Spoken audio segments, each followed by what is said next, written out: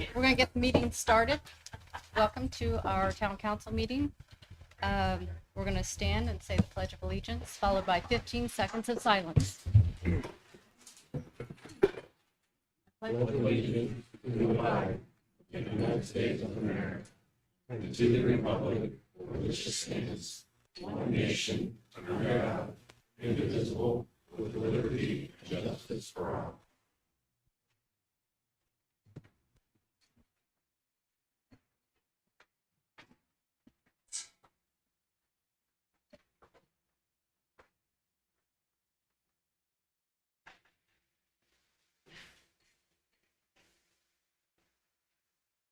Thank you.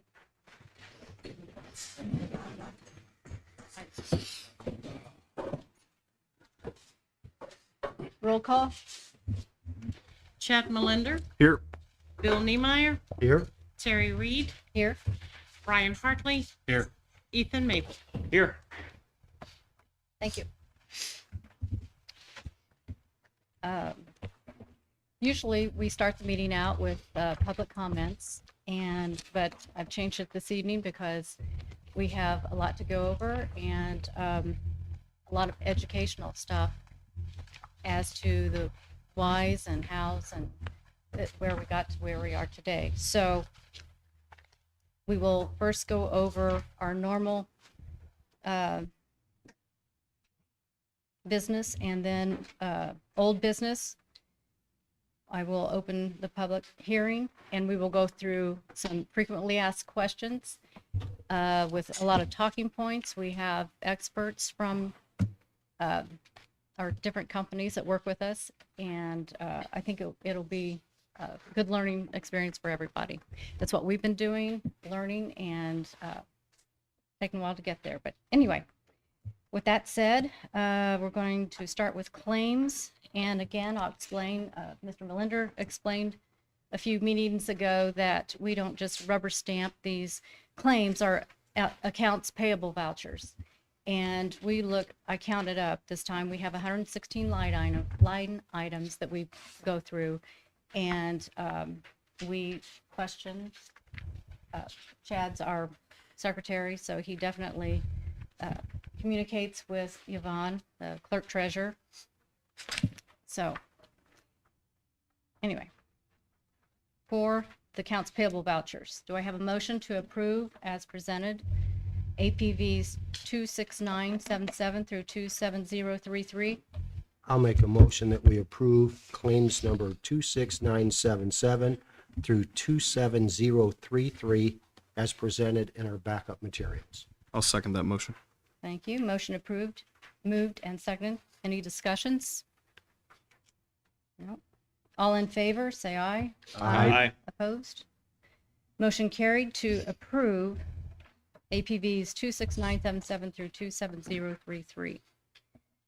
Next item is adoption of minutes.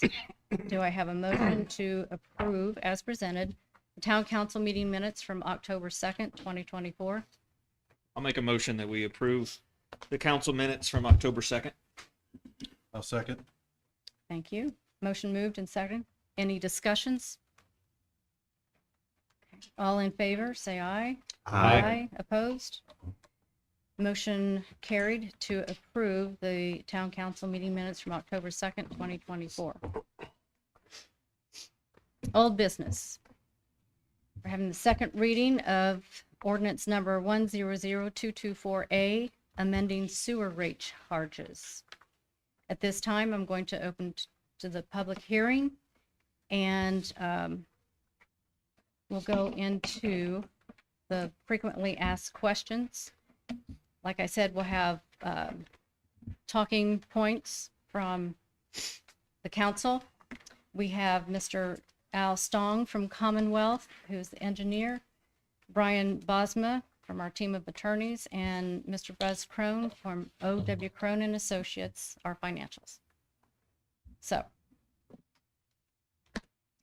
and these questions were online, and I think you might have some. There were some hard copies back there. Anyway, here we go.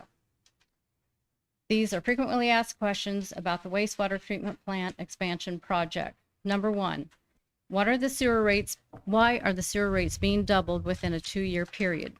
Well, the last sewer rate was, increase was 2018, increased from $48.40 to the current rate of $67. Had the rate been increased incrementally each year since 2018, the projected rate increase would be much lower than currently anticipated. I went to a utilities meeting last week, and they said it was the town's responsibility to raise rates incrementally so that the town can give back to projects like this and offset the cost to the residents. That didn't happen. The development of the current plan was not built to consider the growth being experienced, nor was an expansion option considered. Do we have any talking points to this? I'll simply add, when we look at the rates at our closest communities, I did just try to look at them, recognizing that Cumberland is going to be raising theirs to 138. McCordsville right now is at 53. Greenfield will be at around 90 in their flat rate when they get to that point, I think middle of next year. One of the things that I found interesting in McCordsville's situation, where we've seen lots of growth, is that for about 30 years ago, they did find themselves, and this was 30 years ago, where their rates were about $100 per month. But we've seen the growth, and we've seen the development, and we've seen how those have been able to come down from $100 a month down to $53 currently. I'm hopeful that in the development we see a new PAL, and the investment we're making now, we'll see a similar kind of decrease opportunity down the road. Thank you. Anyone want to add to that? Okay. The second question is, what is the current operating capacity of the existing wastewater treatment plant? It's approximately 75 to 80% with periods of steady rainfall. The wastewater treatment plant gets to over 95% capacity. And researching this, it's been this way for a couple years. That's why this topic has been discussed since 2021. Jim or anyone want to talk about this capacity? I'll defer to Al. Al Stone. Okay, Al. Mr. Stong from Commonwealth. Al Stone with Commonwealth Engineers. Back in, I think it was 2021, we were asked to come take a look at your facility. There were some issues with the facility. And capacity, there's different ways to look at it. High average flow, which is what you see there. You see the flows. When it rains, when it doesn't rain, and it averages 90%. Take rainfall out, you probably eliminate about 15% of that flow, so that's the dry weather rate. But you need to look at your maximum run. So when you look at your maximum run actually is 24/7 where it was 2 years ago. And your capacity to treat is 24. So if you see a sustained flow to your treatment plant that exceeds the treatment plant's capability to treat for a month's time, you're operating within its factor of safety. You also see that with your loadings. You have issues with flows, and you have issues with loading too low. You start see the plant 50% or biological oxygen and system solids. So from an engineering standpoint, your facilities are overloaded hydraulically and they're overloaded biologically. Thank you. So there's wear and tear on the current equipment because it's at Well, capacity. The current equipment from 28 is just and treat seeding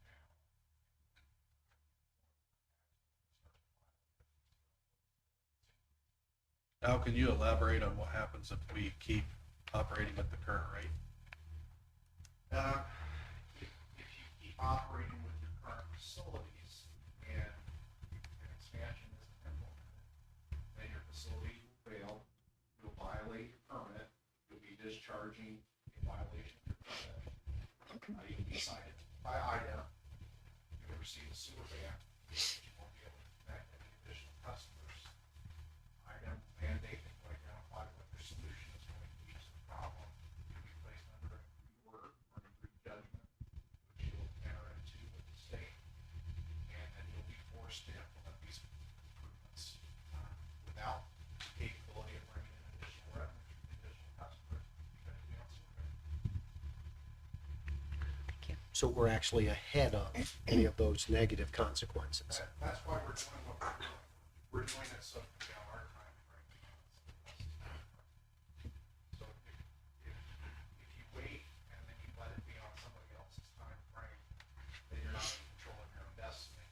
We have other improvements that need to be done as well. We have an interceptor with each of the lift stations. We have manholes that have high infiltration inflow. But our first priority is to improve the plant and to triple our capacity to treat so we can bring in additional customers, we can bring in additional revenues, and we can offset any type of cost burden to the existing customer by bringing those customers in. So that's why we're doing it, because we can dictate our schedule and we can bring these customers in fact, our customer base, so we can bring those revenues in and we can offset. What's the percentage of infiltration? We look at that in our planning document. So what we do, there's a non-old policy document I have for compliance here. And what it says is, look at your monthly reports of operations, so every day you see what the flow is on. If it rains, we take that flow out, we take 3 days after that out. So at the data that I looked at, we see 0.356 as our flow rate. So that's about 6.36. So that's your maximum month. So your maximum month for the plant is 90% capacity. Your plant's 0.4. Maximum flow rate is 0.47. So you're looking at about 30% infiltration inflow. So if you were to eliminate all of your infiltration inflow, you would get yourself down to where you're at 90% capacity of the plant in 2021, which is early warning sewer. And you're still overloaded from a loading standpoint. So it's not just flows. You've got a loading issue. You can't address that because of the infiltration inflow. Now the problem is, these are the flows to our plant, and our system's set up to where we have pump stations where we daisy chain from one sub-basin to the next. So we have one sub-basin, everything comes to a lift station, comes to the next, comes to the next, comes to the next. When it rains, all of these sewers fill up. All of these pumps are pumping at maximum capacity, and all these sewers are filled with sewage, so that's like storage. So even if I get rid of your infiltration inflow, it's still gonna all be pumping, you're just gonna be storing less in your sewers. So you have a significant problem. What's the plan to deal with the infiltration, which is going to impact the capacity of the building? Sure, we have, one of our improvement projects, we inspect manholes. The manholes are the low hanging fruit. So you take a look at the manholes and you identify what improvements we need to manholes to eliminate the infiltration inflow. So we have a project in which we can go back and repair and line manholes. And that's more of a maintenance thing. So we can implement that as an improvements project, or we can implement it as a maintenance project for our capital improvements that we would have. The other option is to line specific. Now, think about it, most of your system is laterals, which is coming from your homes. 70% of the surface area is from the laterals from your home, the sewer, 30% of the sewer. So if you were to line your entire sewer system, you're only addressing 30% of your sewers. The remaining 70% is line laterals. So manholes are where you're gonna get the most bang for your buck. Next is the private laterals. The private laterals are what's put in by developers. They're standard construction standards here as much as typically you get a lot of infiltration input through the laterals. You also have some ones. Make people disconnect the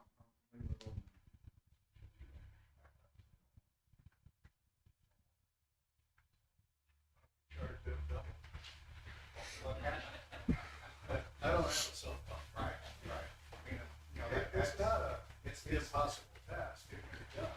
It can be done. Not just every problem would be good. Hey, and I understand through the nose, every community would change the system. Every community struggles with it. That is just one of the things. The system that we're putting in has the capability to treat each whole from a design average standpoint. So one of the reasons we picked this technology is very high heat treatment capacity. So we need a biological treatment capability. Pick technology that will allow us to play filtration and processing flows. So we need the treatment capacity to have a higher heat processing capability than pushing the plant. But we're still living with the infiltration, which is at 30% right now, you said. And we're gonna pay an extra 30% for the capacity of a new facility because we've neglected the infiltration issue. Well, hey, look, every community has infiltration. As a community, you're on the low end with respect to the infiltration. And it's impossible to eliminate infiltration. However, kind of curve our minimize that. We do have plans for minimizing that. As a community, so, quick question. The board mentioned, talking about this for 4 years, why are we just now trying to do something about it? Question two, what about the elderly people in the community on a fixed income? Think about the number. That's the other. I can answer question one. You answer I- question one, and I'll look. I think they're all important questions, but I also think we I mean, it We- seems to me like we put the cart before the horse. I mean, I'm not gonna go into my background, but. right. I know a thing or two. We should have solved this problem before putting up 7 or 8 new housing additions. Okay, so what we're going to do is we're going to get through these frequently asked questions and then we'll open it up for comments and concerns. Okay, I'll look. Okay, And Thank then you. We'll answer those. yeah, questions. we will. We'll answer Absolutely. those. Okay. Anyone else about that one? Okay.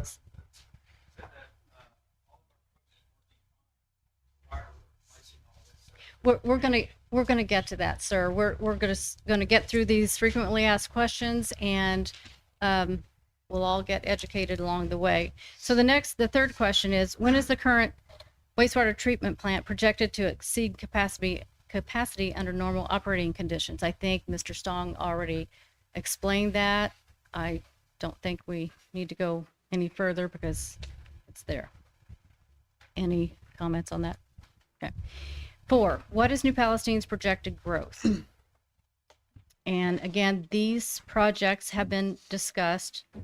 The Kovic apartment project will provide over 250 units. 55 and older senior living is already under construction with over 50 units. Willow Ridge is starting to be developed, and the projected units there is 68. And then Town Center is projecting multifamily living of over 100 units, and then more land will be developed as acreage is sold in the surrounding area. Talking points to that? I think one of the things that when I look into it, and I just look at Willow Ridge and Ashton Acres and Bakovit apartment complex, you're talking about 373 units there. My understanding is we try to average right around 300 gallons per day per unit, or a little above that, in terms of what we can expect from residents. We look at that and we just do the math. That's another 111, almost 112,000 gallons per day that we have already approved as a town, and that they are just now going into construction, or soon will be in the works. There's no way to even add 112,000 gallons per day on our current system, on our current rate. And so that's one of the concerns that I have, is just a recognition that the development that has already improved has put us where we are now. We'll get to all that. Thank you. So, any other comments? Number 5, when is the town of New Palestine going to stop the growth in this area? Well, we don't have control when individuals sell their property to developers. But the growth is necessary to help pay for the wastewater expansion project, as Mr. Stong had told us a little bit ago.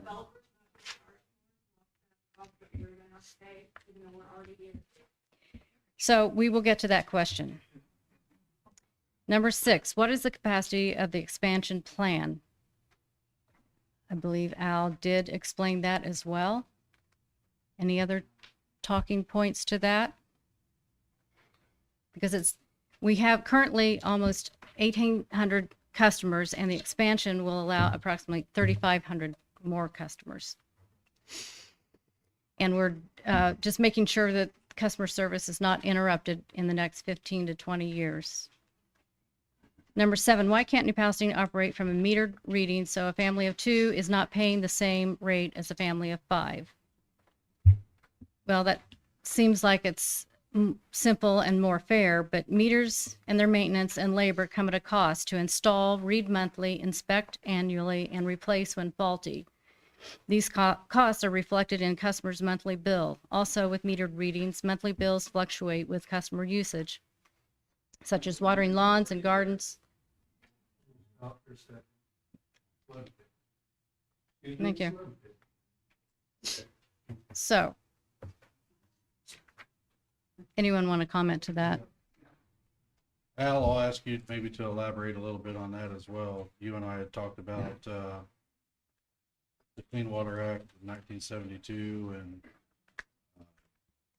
how New Pal got to be charged a flat rate fee. Sure. Some communities have water meters, others don't. New Palestine does not own its water utility, so you have an agreement with the provider of water in your community based upon your users without meters. You certainly could reopen that agreement with this provider and say you would like to have meters installed. And I'm sure they would be happy to renegotiate with you what your terms are and your costs. You would have to pay for that project to have meters, to have labor to read the meters, and then utilize that data to come up with the means to build on your wastewater side. It will mean in the short term an increased water bill as well as your wastewater bill. And I don't know who's going to wants that at this point in time. And if anybody who's a for-profit provider of water is going to use that as an opportunity to increase water rates too, if you reopen the agreement. So, it wouldn't be something that I would recommend at this time. But folks who do not have water meters, assumptions are made based on usage. Identify what the equivalent dwelling unit is, and identify what the typical equivalent dwelling unit utilizes. And this is always something that people get upset about because you may have the retiree with one individual at home, and the home where it's multiple families with 10 kids and they're using 10 times the amount of water, and that's that's natural inequity in life. Incorporate meters at a cost. Continue with what you have. Okay, thank you. No. There's a lot of people here. Well, Yes, we're going to Thank get you, questions. Al. We'll come back to that. Mr. Crone would like to say something to this as well. Director, my name's Buzz Crone with OW Crone, so I just want to expand on the unmetered rate system versus the metered rate system. The majority of your overhead and revenue requirements and debt payment requirements are fixed costs.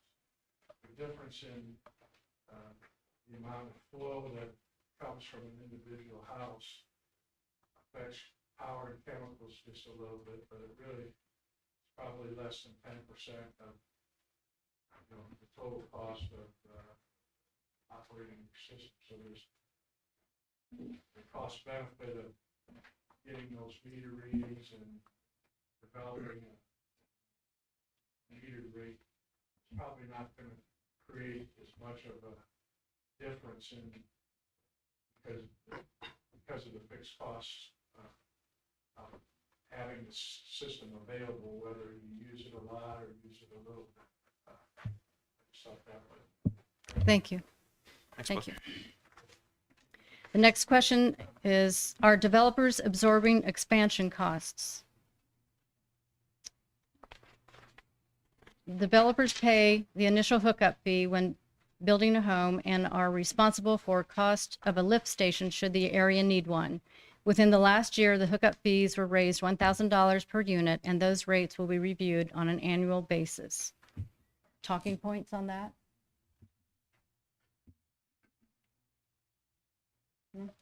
Okay. Number 9, what measures have been explored to offset sewer costs for residents?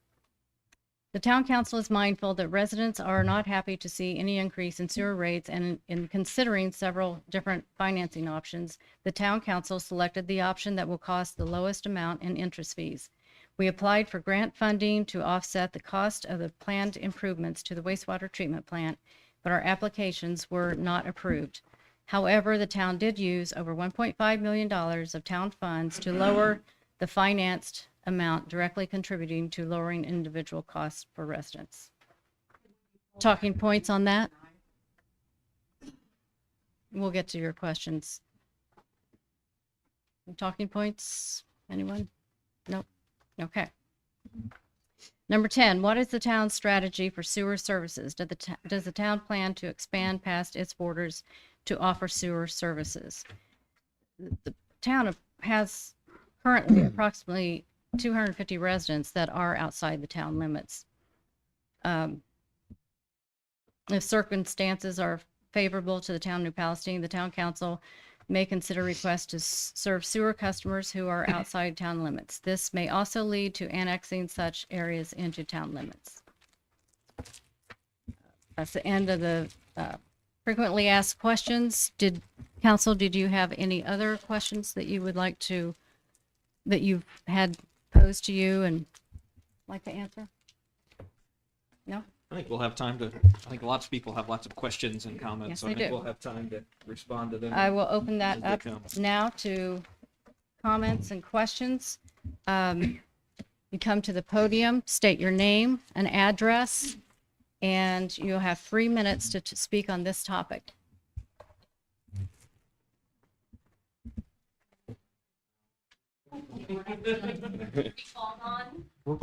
No, you can go on up. We can start a line if that makes you feel Yeah, better. there you go.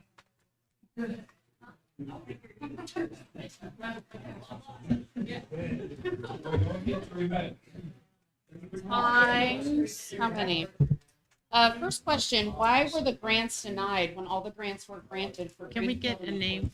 Name No. and address. Name and address, please. Sorry. Morgan Hopkins, and I live here in town.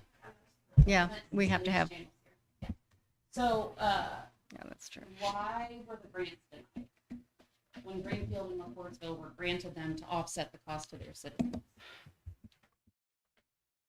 Greenfield did get grants to their sewer project. They just spent almost $80 million. And they're nearing the end of construction. They didn't see it. Well, McCordsville definitely did. Greenfield, I talked to them today, and she said she believed they did, but theirs is in with their water. Regardless, they're still paying a third of what we're projected to pay. Greenfield did not. Okay, so why didn't we get the grant? My understanding is we apply for them. It Uh-huh. goes in, everybody can apply, Uh-huh. and then they rank everybody based on a bunch of different factors, needs, all these different things. We didn't, right?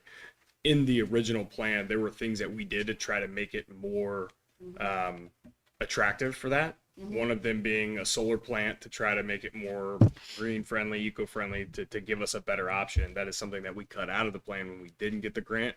but I don't know the exact calculation of why they pick who they pick on that. Okay, because I have a news article from the Greenfield Reporter from 22, from Paul, said we'll apply for everything. Their threshold is $65. We already exceed that, so we should qualify for a grant. And then it says nobody is going to proceed with a project that shows $150 or a $95 rate increase. These are the worst case scenarios. So my question is, since we didn't get the grants, why, I understand you can't control the selling of property. Why are we zoning these properties to be apartments, multi-home neighborhoods? We've bitten off more than we can chew with a bad set of teeth. How does this make sense? I don't, existing it's not like I can opt out of it. It's not a cable network. Why are we being expected to pay double our bill on poor zoning and poor planning? Amen. So, good. I would say regarding planning and zoning, you may or may not be aware that we are in the process of adopting a new comprehensive plan. That's an extensive plan that regulates when, where, and how there will be development. If you look at 460, That's too much too late. well, based if on you our look at existing 465, the north is developed, the west is developed, the south is developed. The east will be developed. So by having a comprehensive plan, that will steer how, when, and where development occurs. But until then, bitten off more than we can chew, and this is where we're at right now. Double our bill, over our limits. The customers pay us. Agreed. We're all customers as well. Completely understand. If we don't do anything, then again, the current plan is at capacity. So we have to do something. There has to be. They said it'll shut it down and nobody else can hook up. To me, that sounds like it would work. Yes, they will take over and they will shut it down. And we're at capacity and we're fine, right? It's not exactly Actually, how it we're works. beyond capacity, especially with the development that's in place. And I agree with you. We have, as a town, approved development that has pushed our sewer plant to its capacity and then some. So when these new developments get hooked on, which have already been approved and capacity letters have already been signed. And so that's where we are. That's the baton we have been handed. Unfortunately, we have to figure out how to take that baton and make the best decisions for the town. And the improvements to the treatment plan, the expansion of that, gives us the best path forward. I also know that McCordsville handed some of their sewer over to Aqua, Indiana.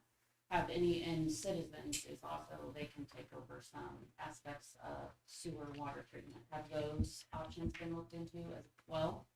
Val, would you like to elaborate on what happens if the utility's taken over? Sure. Citizens is, and any of the other companies that purchase utilities typically operate as for profit. So they're regulated by the IURC at that point. They're regulated by the IURC. They're for profit. They have executives that work for them. They have individuals that make salaries that are far in excess of people that operate their facilities. So your operating costs are going to most likely be higher than what they say corporate efficiencies. They're going to have to perform the same type of improvements. You'll see the same type of rate that's taken by a citizen. But they are governed by towns or not, Towns are not the IURC, they're opt out of the IURC. which we have opted out. Well, the IURC just determines whether or not the rate increase is reasonable for what is needed to support the infrastructure. And that we've opted out of that and implemented it. That makes sense. Well, most towns opt out of the IURC because they don't like what they have to pay the IURC to be to the benefit of their ratepayers. That seems like a, Municipal Yeah, sewer slide there. works have never been regulated by the IURC, regulated water, gas, and electric. But municipal sewer works fall under the public works statute. They've never been regulated. And in my opinion, selling off that asset to a company that is profit generated is only going to mean we're all going to pay a lot more. Hasn't been we're looked not into. paying, Hasn't been looked into. Or no, is this, so we haven't looked into all the options, like, that's not an option that we're even interested in. because it takes money away from the town, No, because our rates are gonna go up. but you don't know that yet. One at a time, please. But you don't know that yet. You just said you haven't looked into it. That's all I'm saying. Yep, and don't plan We, to. we need every card in the deck on the table, and we don't have it. That's the issue. It wasn't that we haven't looked into it in the past. I think that we haven't gone to the point where we have investigated it like we have with the new treatment plant, right? The idea that we could sell it off has always been a point of conversation, but it stopped short of a path that we would like to take. And so it's not a matter of it's being off the table. It's just a matter of it did not seem to us to be in the best interest of the town. Well, doubling the bill isn't in the best interest of the so But a I new would plant highly- is in the best interest of the I'm not town. denying that we Based need a on new where we plant are in now. some way, shape, or form. It sounds like whatever. My Right. problem is how we get there and who's paying for it. Your Understood. existing customers should not be paying for it. Developers coming in making buku bucks on these houses should be paying for it. They're just going to pass it on to the consumer anyway. If you're only charging the developer $1,000 a house, we're paying We that are. in less than a year. That was the increase. Actually, our That was the developers increase. pay about a little over $5,000 per Is hookup. there a cap to that amount? Can it Yes. be more? I don't know all of the regulations. I know we raised it 1,000 in 2022. It was raised 1,000. Some of it is based on market in other communities and the development and how that works. We've had conversations around impact fees. We've talked to other municipalities who do surcharges for customers outside of town limits. I mean, we've looked and had conversations around these options, and they certainly can be continually looked at in this process to see how we can best serve our customers and the residents of New Pal. But it doesn't fix to where we are now. And this problem of capacity of where we are now needs to be addressed sooner than later. I can tell you from my perspective on the council that I want to look at this every quarter, every half year, as much as we possibly can to continue to ask those questions. How are we going to best serve town and our customers with the sewer plant? But where we are right now is to figure out how we fix our capacity flow. By limiting development, which has not. Okay. just- I'm sorry, your 3 minutes are up. Appreciate your time. Next. Samantha Petrie. I live on Main Street here. I guess my biggest thing is how I don't mind a rate increase because I understand that as you grow, you have to build new things and keep up. But the ball was super dropped here, and I think the way this was handled is mind-boggling to me. How, like, when did you guys actually know, hey, we're at capacity, we're probably going to need to upgrade? Like, when was this found out? I guess is Well, we took our seats 10 months ago. Mhm. So this started long before. okay. So In the last 36 years that I could look at, that I could find, trying to put this together, we went 28 years without an increase. So if you took the natural national inflation rate and you applied it to the rates at that time, they would be $69.71 if you just applied those and continued to roll that, right? So the problem is the 28 years that we didn't raise with inflation, we can't recoup that. We still have to grow the system. So I'm sorry, I couldn't get your name. What was your name? Sam, you can call me Sam. Sam, I appreciate that. What do you think the rates are going to be? And it's not a trick question, but I also know that there's lots of information out there. So what is your perception of the rates and what they'll be? From what I was told, which that's a whole thing too. If That's fair. we could have had more information sent out, we wouldn't have misinformation. And I'm just asking surface level. So I was told that we were doubling to like 140 in January. okay. So can I speak to that? Yeah, Would that be would okay with great. you? Yeah, I would love to know that. Right now, the ordinance speaks to a raise next month. I think the ordinance is at, I know I wrote it down, 97, and then the ordinance says in November of 2026 it would be 140. Those numbers are at the highest number because we have to approve an ordinance for kind of the pie in the sky cost of this thing at about 25 million. Our assumption is it's going to be closer to 20 million. And so the rates that we're actually looking at are going to be somewhere probably next month, somewhere between 85 and 87. And then in 2 years, it would be somewhere probably between 115 and 119 if everything stays the way it is right now. And that's recognizing the development that is done. If no other development takes place and no other way to spread the cost around new customers, just the development in the works right now, the 2025 or 2026 rate is going to be between 115 and 119, we're hoping. There's two main factors of that, and one is the interest rate that we get on our bonds, which we've received kind of a better than expected interest rate, which affects every average bill by about $2. The other factor is the construction bids. And we're hoping we know that there's been a good response to that bid process. And those are going to be opened here at Town Hall on October 23rd. That's an open public meeting at 10 a.m. If anybody would like to come and hear those bids, you are welcome to do so on October 23rd at 10 a.m. When we open those bids, we're hoping that they get to where our expectation and estimates are. If they do, then those numbers that we hope, the 90 or the 87 and the 119 will be what we're looking at. That's where the numbers are, just making sure everybody has that information. And I'm, again, like I said, I understand that rates need to go up to build and fix infrastructure and things like that, but just the fact that you guys have been in office for 10 months and no letters have been sent out. Hey, we caught, It sucks. yeah.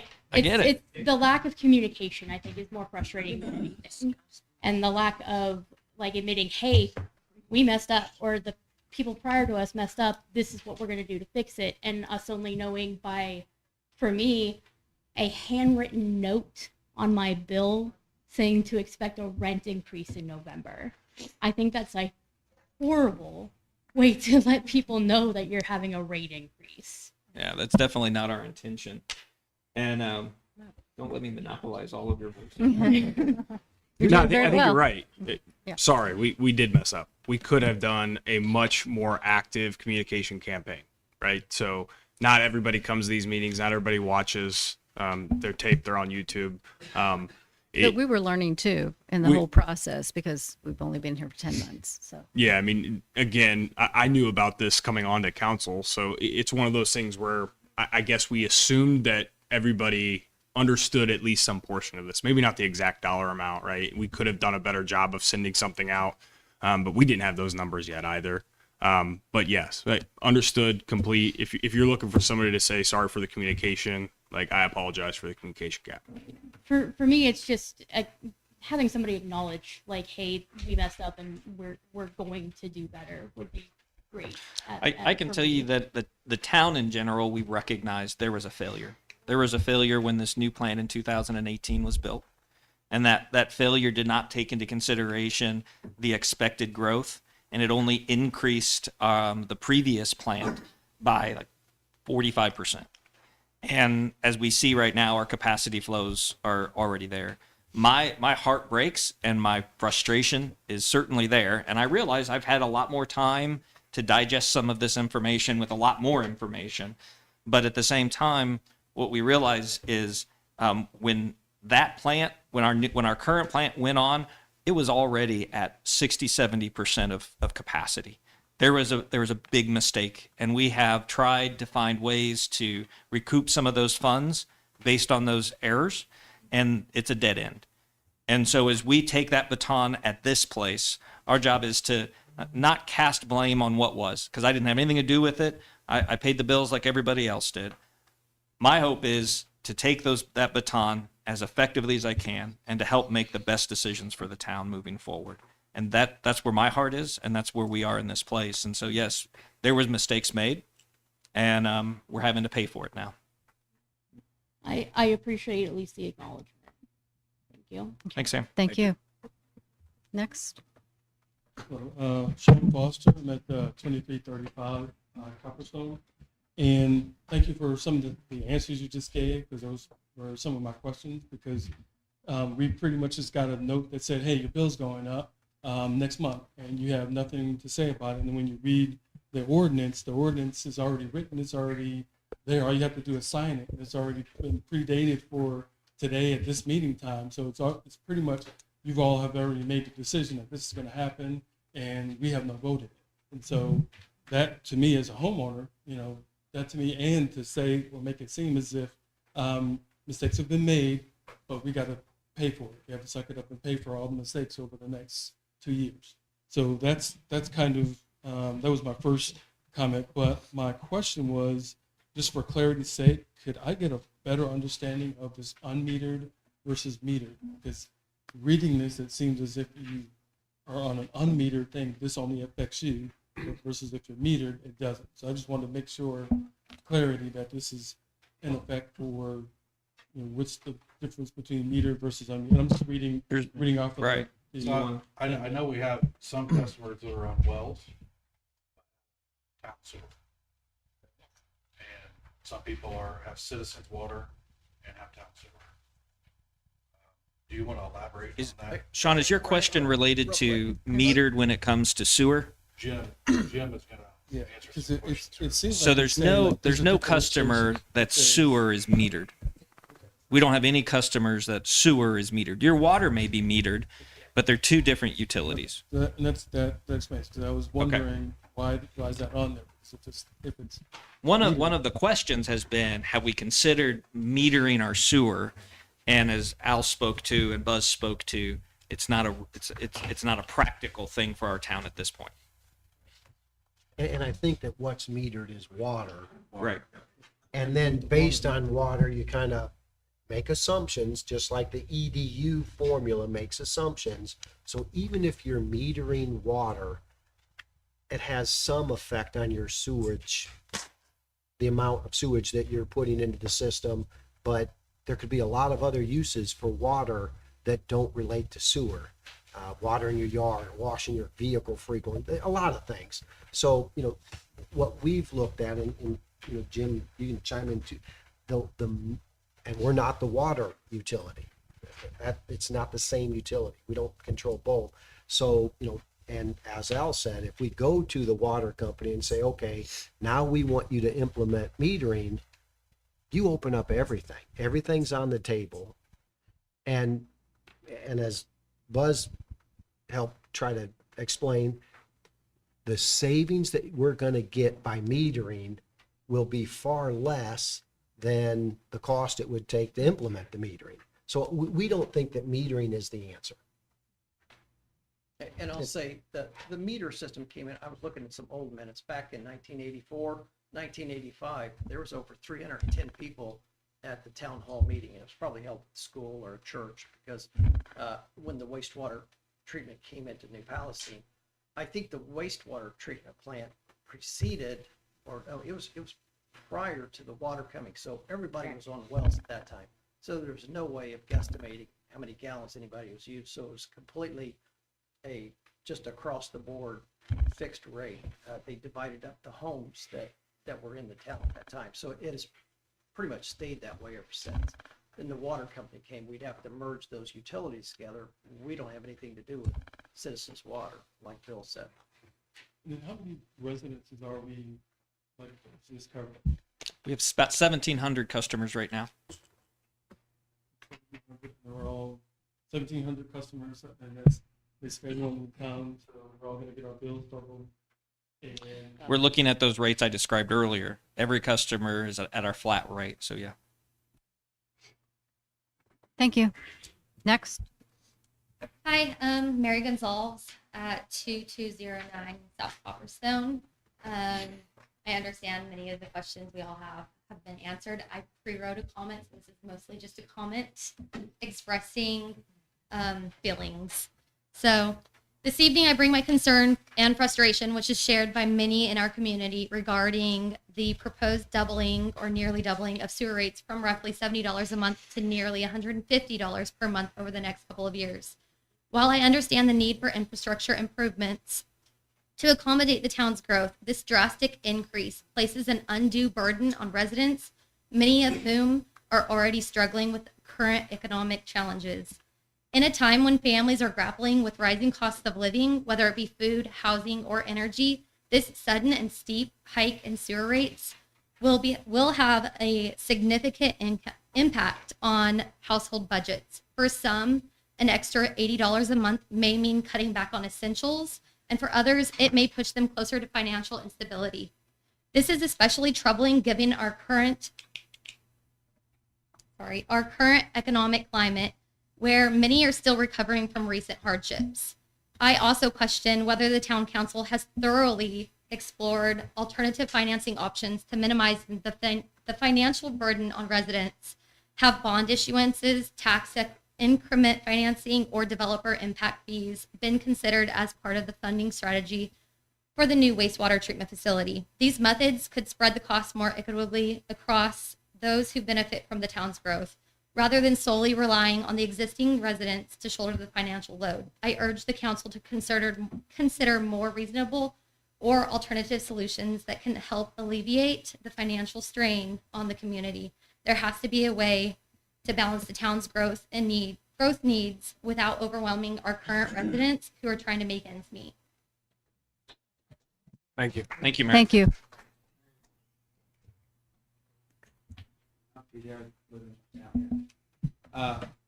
I'm sorry, your name? TJ. TJ, sorry.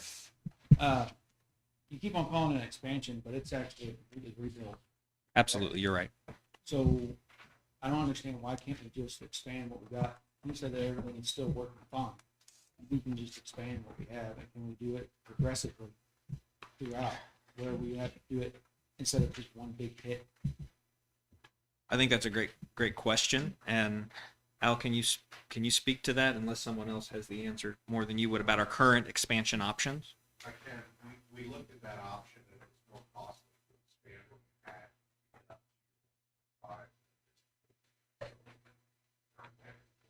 So how much behind is our facility compared to like McCord's building? Well, maybe their expansion compared to what they before their expansion.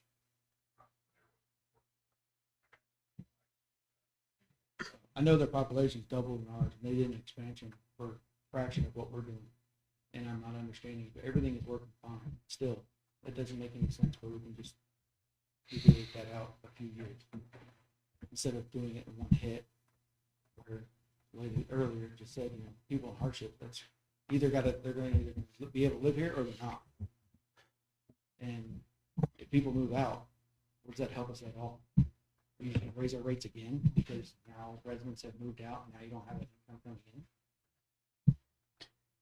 And then if you guys get voted out, who says that anybody's going to review it again? It doesn't help us any in the long run. Yeah, I understand those concerns. And I mean, obviously not. We have no vote to it. It's already pretty much already been done. you're right. So I would, my I guess comment would be hold us or whomever sits in these seats accountable, which you all are trying to do, this evening. Hold us accountable, make sure we're reviewing and asking important questions and looking at the options on the table. I believe that we have looked at options, and there may be options that I'm unaware of. So I can't say we've looked at 110% of all the options that are out there, but I believe that the option in front of us, based on the information that I've received 10 months in and the last 3 years of conversation on this project, is the best option for our town moving forward, despite myself, you, and everyone here probably increasing their rates. what's this rate going to affect on property values? Where somebody else will go a couple miles down the road either way and get a cheaper rate. I can't speak to that. I don't know. Property. So, sorry, your question is how does the rate affect our I property go to value? Greenfield and buy a house in Greenfield and pay a less rate than what I'm paying here. Oh, okay.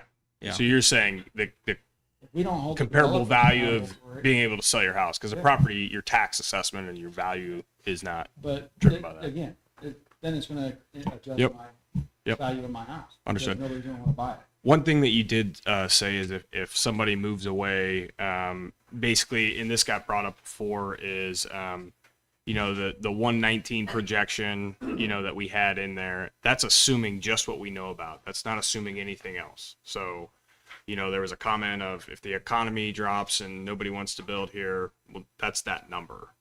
If anything else, so if the Bakovic development happens, those hookups would contribute to that, helping us make the decision, like Ethan brought up earlier, of a town that was able to lower that bill.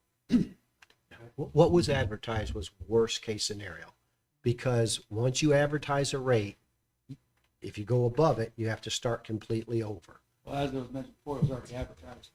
As worst case scenario, No, it was absolutely. already advertised a couple of years ago what worst case scenario would be, and you've already exceeded that. Well, I don't know. You're talking about something from what year, sir? Yeah, and I'm sorry, who was that an article from? Yeah. So you got this, I mean, you quoted it. A lot of it happened in 2 years. I mean, that's the reality. It was still a written quote from him. Yeah. And now you're negating. What's going to say you're not going to do it again? I believe the quote said worst case scenario And we're going to go past that. You're not. was $90 and 150. Was that what it said? And in What about the 2022, inflation that's when we rate? were What- first learning of the problems with the current facility. And it is now 2024. Right, and we have 2 years worth of new information that and we new should have numbers. Already been acting on it at that And point in time. if we could build something today at the cost of 2 years ago, those numbers would be But accurate. there again, we're paying for the mishap on that because nothing was done in the prior 2 years. National inflation rate in 22 was 8%. So, I mean, obviously, the number is not it's a stamp in time, but there's other things that go into that, But there building again, construction it was costs and all addressed that. 2 years ago. Understood. Yeah, And we've been talking about it for a minute. And, Now and it's the issue. council 2 years ago wouldn't address the issue. Again, and we're paying for it. And We all are, sir. We all are. We We, all we, are. we You're not feel your alone. pain. We've spent hours on this, This and council can't go back 2 years and fix anything. Or go back 7 years And I when they can't did the opt out. last plan. Correct. Neither can we. Not a cable bill. The article is Thanks, sir. quoting you saying that you couldn't go above the cost level and $80. And at 2 years ago, that was an accurate statement. So like someone changed it. and Yes. Absolutely. The cost to build the Construction. project have gone up 30 or 40%. That's reality. So those numbers 2 years ago were accurate. The things have changed.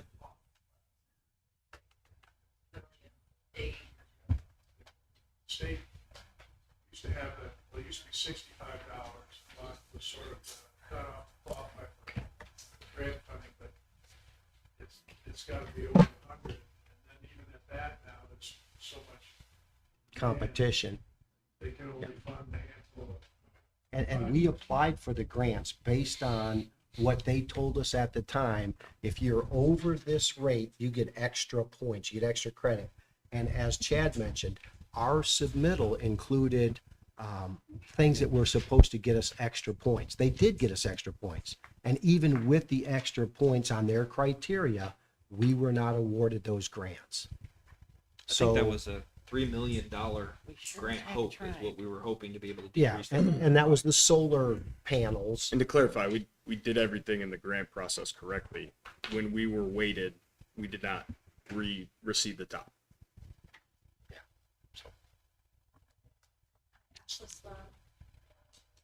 I live in Sunrise Lakes. My first question is, what do you guys have a plan to prevent these incompetencies in the future? And because I assume it's going to expand to other systems, like road expansion. I personally don't care about new customers, so why I have to pay for them, you know? Why can't these funds or fees be pushed off to the new customers?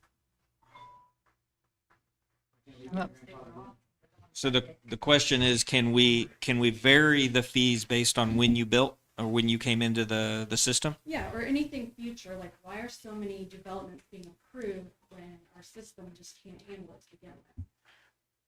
Brian, you like the comment? You cannot discriminate because between early ratepayers and late ratepayers. The government has to be government. So. No, future, like Future anything. also. Well, that's ridiculous because I don't care if the area expands. So the other part of the question is, when we talk about impact fees, when we talk about acreage fees, when we talk about these fees, how can we offset some of the costs associated with the fees that we can put on the developers and the builders? And those fees are kind of threefold, with the capacity fees, the acreage connection type fees, and then the impact fees. I think impact fees are worth looking into and asking some of those questions. How can we establish some impact fees? One of the things that I learned about impact fees is that it will take a significant investment to get them established, probably between $60,000 and $80,000. It's for a defined time. So impact fees would be, say, okay, 5-year period for designated projects, right? So we could say, let's spend the front money, $60,000 to $80,000, to get a consultant so that we can implement impact fees for over the next 5 years and have those fees go to the sewer plant. That's not out of the question. It's just not something we can do for this particular project at this time. And so I think it's worth investigating. Yeah, 'cause I'm afraid this is going to happen with everything. I appreciate And that. I'm sure we've all already lost trust in the council of the past. So we still have a chance here. maybe. Okay. Thank you. I appreciate that. Yeah. The impact fees be implemented before the next rate hike. They could be, if we chose to go that route. So, And you get that going now. but if you would like, if you want to jump in line, we can do that. But I'm sorry, Ashley, did that speak to that? Did you have more? Yeah, it just the future Yeah. that we have nothing to do with yet, right? Why can't it fall onto those people? We can't defer costs, but we can make decisions that will help us have less of an impact on our current state down the road. Yeah, like if they pay a lot more upfront, like all the builders, because I think then that's going to help future when we won't get into this mess. Fair enough. The hookup fees for the builders are $3,750 at this point. With the connection fee of $19.75 for a total of $57.25. So Yes. that's nothing compared to the 20 million. Right. I understand your Per concern. unit. And Yeah. I'm willing to Per look at unit. impact fees, which seems to me like that piece has not been kind of looked too much. So all I can say is that's a conversation I'm willing to have as we look ahead. Okay, appreciate it. Thank you. Thank you, Ashley. Name's Jeremy, live here in town. I've been listening to the reasons. Some of them I can get behind. I still haven't heard what the plan is to protect our elderly citizens. Because it sounds like we just put them either in one of two positions.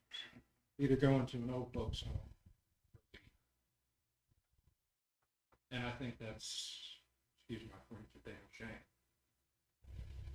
Furthermore, before I get into any other rant, everybody pay attention to who's on this board. 4 of you I want to believe. You're new. I really do. One person's been up there for a while. Remember that when it comes time to vote. That might be the same one who said they weren't going to look into an option. Just FYI. Hopefully this. Sorry, I'm getting a little flustered. Again, I understand most of you got handed this file. I'm going to try and trust you that you're going to do better. But somebody needs to get out. That's all I got. Thank you.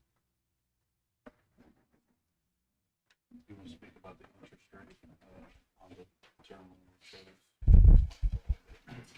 My name's John Shane. I live just down the road from a couple of the people who have already spoken. in the Copperstone neighborhood. I have a huge background in project management, so I know a lot about cost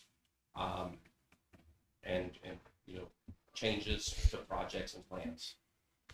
But my question is, what's the capacity we're looking to increase, and what is the projected growth in the area over that period of time, and how far are we looking to, with the projection, with the growth, how long do we think we're going to be before we're back having this conversation again? That's fair. The new plant is supposed to handle 1.5 million gallons, and it will be expandable. Okay. So we can add on to it at a cheaper rate later on down the road. So that's already been looked at. As far as the life of the plant, we were hoping 15, 20 years to get out of this. Now that depends on growth. Nobody knows that. You can't, you can do a study on it. We have a comprehensive plan that we're putting in place to help assist us with that. Nobody can know the future. We have Agree. we have 3 years, 2 months to do what we can do, right? Yeah. But it's controlling the growth. So one of the things with this, and there's been talk about, are we building too much? Great song, nailed it. One of the things that we talked about is currently we're still paying for the last sewer construction project. So 2017, we're going to pay on that bond for the remainder of the length of that bond. What we don't want is to build something that is going to require another significant increase during this bond process, right? We would love to pay this bond off and not have that overhead or that debt that is going to add to our total capabilities and what we're going to have to add. Additionally, this system has the ability to add out pools, right? It allows us to add additional. Yeah, he didn't like pool, but I was trying to dumb it down for myself. But basically, it allows us to do that, to increase that capacity at a much lower rate. And I understand that we obviously cannot see the future, and we don't know what the growth rate is going to be. But what are we using as a factor right now to calculate anticipated growth? So what we know that's on deck right now are those. I mentioned about 373 units if you include the apartments behind the wellness center. That we're looking towards that breaking ground maybe early next year, mid next year, something like that is kind of our hope at this point. So that's 373 units. Currently we have about 1,700 units, so that's 2,000 units. But we're going to be able to expand another 3,000 units above that. 3,500. Correct. And I saw that number in the frequently asked questions. Right. My question is, I want to make sure we're not overbuilding. So one of the ways that we do that, and I found this out. And that goes back to my question of what is the factor that we're using? Are we planning to build something that's 3 times the capacity when over the course of the next 20 years we anticipate what growth level? Right. Potentially doubling, tripling? So I can speak to that some. Our comprehensive plan that we're putting together right now with the town's input will help us with planned development, not forced development. Planned development is completely different than forced development. Yeah. So that comprehensive plan will help steer us in planned development for the future. So that will be our guide to what's built and what comes in town and what doesn't. We will have to reevaluate that every 10 years. That's how these things work. It's a cycle. So that's all the tools we have to use. Okay. I've got some more questions. I know my time is up, so I'll get with you guys afterwards. Absolutely. Thank you. I have numerous questions. So thank you. Thank you. Jamie Pennicook. I live in Bridgewood. Going back to elaborate a little bit on the question that he had. Before you tell us that you're going to build a plant with a capacity of 1.5 million gallons, and tell us that we need to plan for 3,500 people, I really feel that you've got the cart before the horse. There should be some sort of population study. There should be metrics. There should be an expansion plan in place that tells us, because I cannot figure out where we're going to put another 3,500 people in the current in-town limit footprint that we have. So I do fully believe that though we have a Honda budget, gentleman here wants to sell us a Cadillac, and that we are overbuilding. And you can't tell me what your growth factor is. You can't tell me what metrics you've used to arrive at how many people might be in New Palestine in 10 years or 20 years. What is our expected rate of growth? Now, I've seen something that says from his proposal by 2028, we could very well be back at capacity again after we've just spent $20 million that we didn't need to. 2028 is around the corner. And last time I knew, it takes a couple of years to build that plant. So let's say we break ground on 2025, January. 3 years for that plant to be done. And then 3 years later, we're at capacity and we're back here hearing another 20 million, another 30 million. You haven't addressed how we stop the bleeding and how we approach this in a mathematically sound way so that we are measuring our growth and that so we have a factor in place to understand exactly what type of plant we need. So can you speak to that, please? We will not be putting 3,500 new homes inside of the town limit currently. His proposal allows for that. Why do we need a $25 million plant to do so? Not inside current town limits, right? So, you know, as development happens outside, yes, that could be. Does that make sense? Slightly. So the current town limits, we are not planning on putting 3,500 homes inside of that. Okay. But you've got Doe Creek Sewer, you've got Gem Sewer, you've got everyone that's surrounding, and then you've got New Pal Sewer here hanging out. So are you going to be annexing things that belong to Gem, annexing things that belong to Doe Creek? Are you going to continue with this runoff of population growth? I don't know what's going to happen in the next 20 years, which is what we're trying to build for, right? But you can speak to what you'll do in the next 4 What I'll do in the next 4 years while you're there in this position. Yes. What's your question of?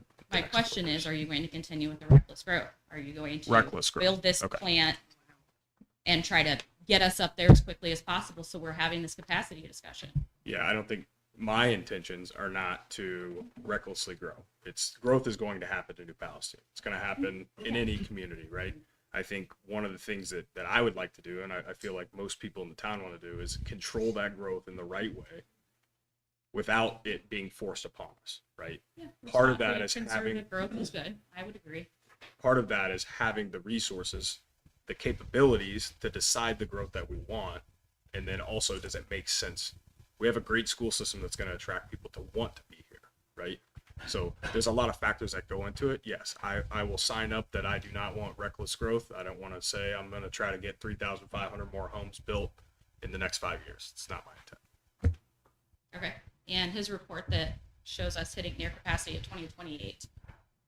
I don't think our current trajectory shows that.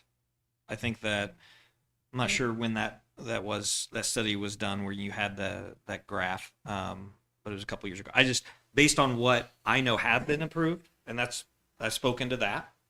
Other than that, nothing has been approved. So we're at a point where we do get to decide how that controlled growth happens. And so the 373 that have projects that have already been approved, that's already going to push where we currently are over the capacity. So the question is, how do we make sure we do that? And, you know, forgive me, but it's only a matter of saying, hey, we've walked through this process at this side of it. Not only do we not want to do it again, we don't want to put anybody else who may follow in these seats to do it again. So as Chad said, I can sign up for fan of conservative and intentional growth over reckless abandonment to more homes and more houses. But we want to make sure that we have the capacity for development without shutting it down. Understand. And my next question has to do with the fact that we're still paying on the upgrades and expansion of 2018 for another 14 years. That's why we're already having a very large bill. I'm hearing that you're interested in making sure that that isn't repeated.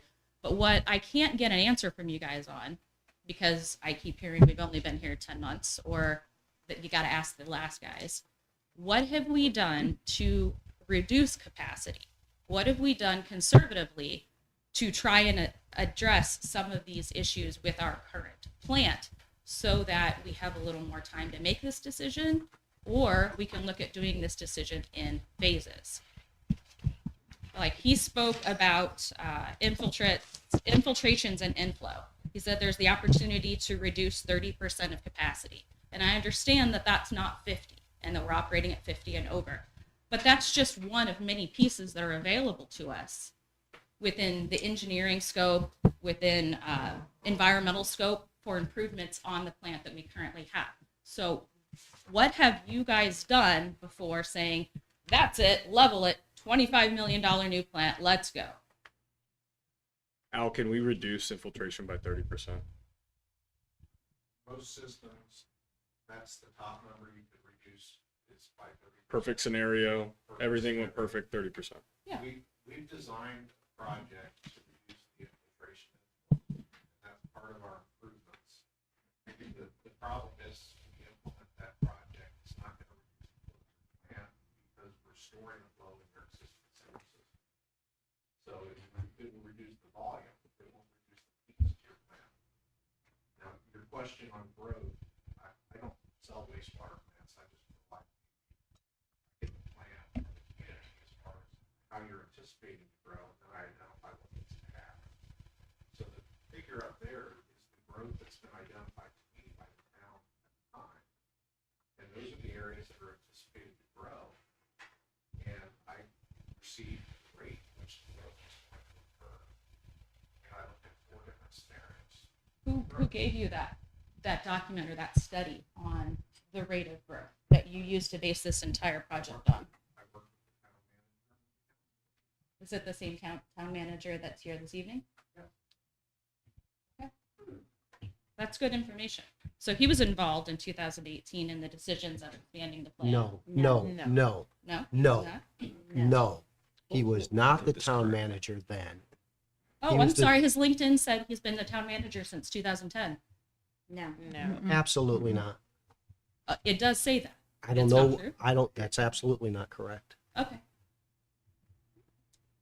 I've been here since 2018, 19. Dave Book was here. The old plant that you see down there, the preliminary engineering started on that. Probably the questions were started in 2014. The study was done in 2016. That was prior to anybody up on that council, including myself. So So the And the study is plant, from the- 2016, and that's the data that you supplied to him for the growth? No, they're No, two the different plant, plants. the plant that was built in 2018 obviously wasn't built to anticipate growth. Now, what this council is doing with very competent consultants is making sure that we don't repeat the same mistake. Nobody that is here, including me, I'm the only person that was on the prior council. And this was a problem that the prior council knew was coming and wasn't capable of addressing. It kicked it down the road. Well, the road is today.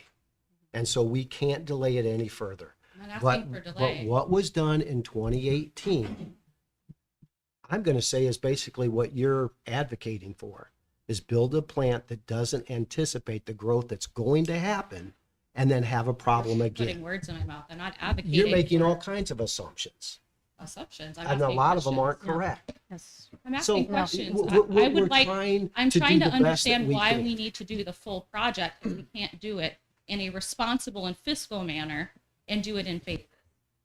I'm not saying let's just bandage it.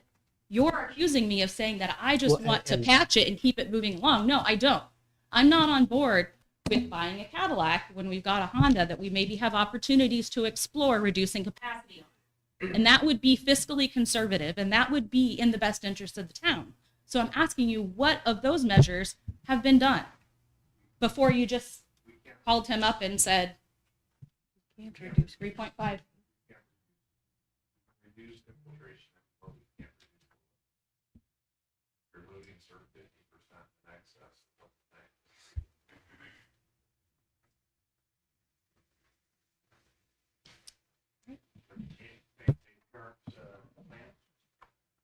looked at, when we do a planning report, we look at a 20-year life cycle, because that's typically the financing period, 20 years. And we looked at the existing plant, expanding it, and looked at other technologies. If you were to expand the existing plant, the footprint based upon the technology, the tanks that you would have to build, it's going to cost more to expand the existing plant, utilize the existing equipment than it is to build the new plant. You have something that we can review to show. I have a hard time believing that. I do as well, because I've had environmental engineers look at it as well. Ma'am, Oh, but you're one and one. Ma'am. Doesn't mean we can't. hey, ma'am, at any time, I have that information in my office, so Yeah. just come in town hall. I'm more happy to share that I'll with be you. there tomorrow. Thank you. But not at 9 a.m. I'm getting a tooth removed, so. Name is Mike Tanner. I live in Centennial. Mike. First of all, you said if I got in line, I could ask you about the impact issue. You guys are going to commit at this meeting, and it'll be in the minutes, that you're going to look at using the impact to try and reduce the cost on it. I don't have all the information that goes into. I'm willing to look at impact fees and consider that as an option to help offset costs of future phases and future development. Absolutely. Can I add something here, to answer your question? I intended to already. So state law requires sewage works like this to be paid from three sources and three sources only.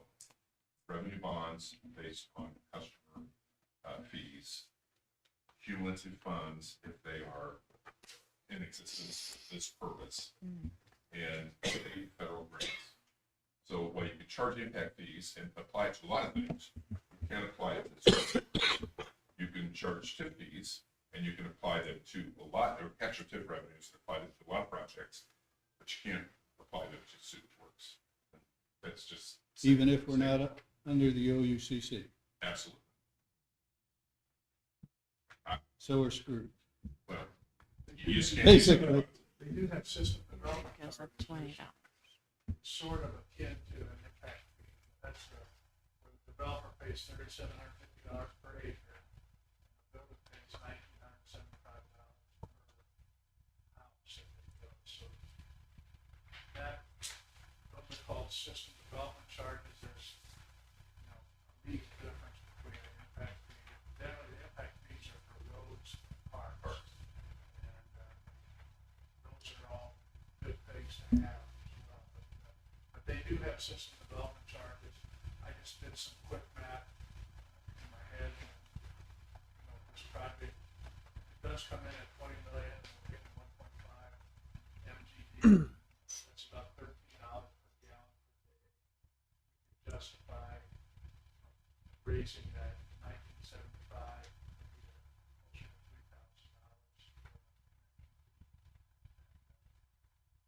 $3,000. And that would also possibly help with your development issue as well.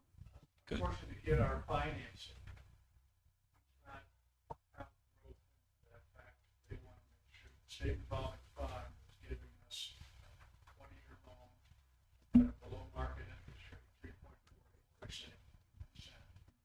And we have to show them that, number one, we meet the parity test requirements of the outstanding bond that they also hold. And we can't count any growth. So right now, we're scheduled to close in December.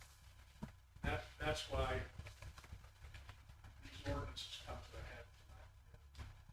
We don't want that funding to go away because it's the best deal around for projects like this. Now, I want to dovetail on what Mr. Maple has commented a couple of times where if it comes in at 20 million, we're back down to under $120 a month. That's still not counting any new growth. I think that by the time we get to the point of 2026, when this plant comes online, that we're gonna have more customers. And we can relook at the rates before phase two hits the bills. And, but unfortunately, we have to case, the rates that we're adopting tonight have to fit our worst case scenario, which potentially, you know, if we have a 25% increase in bids, that's where we need the $100,000. Right. But even then, you know, we're gonna have growth between now and 2026. Debt service and, you know, it's gonna be about 2/3 of the bill. But if we have, let's say we get 300 or 400 more customers in between now and 2026, that starts getting our rate back down to closer to where the phase one is. But we don't really, I don't want to speculate on growth. That, you know, we've got to cover the worst case scenario right now to get the fund. But before that phase two hits, I'm reasonably confident based on what growth I've seen over the last few years here, and particularly what's already approved, that when we get to phase two, it's going to be a lot lesser burden than what we have to adopt tonight. And I want to clarify, we're not voting to adopt tonight. That'll be done. Public hearing on that. Right. October 28th will be the night. So we'll have the bids in before we adopt rates, which may help us have more defined numbers moving forward. And so that meeting, if you would like to attend that meeting, is October 28th at 6. 6 p.m.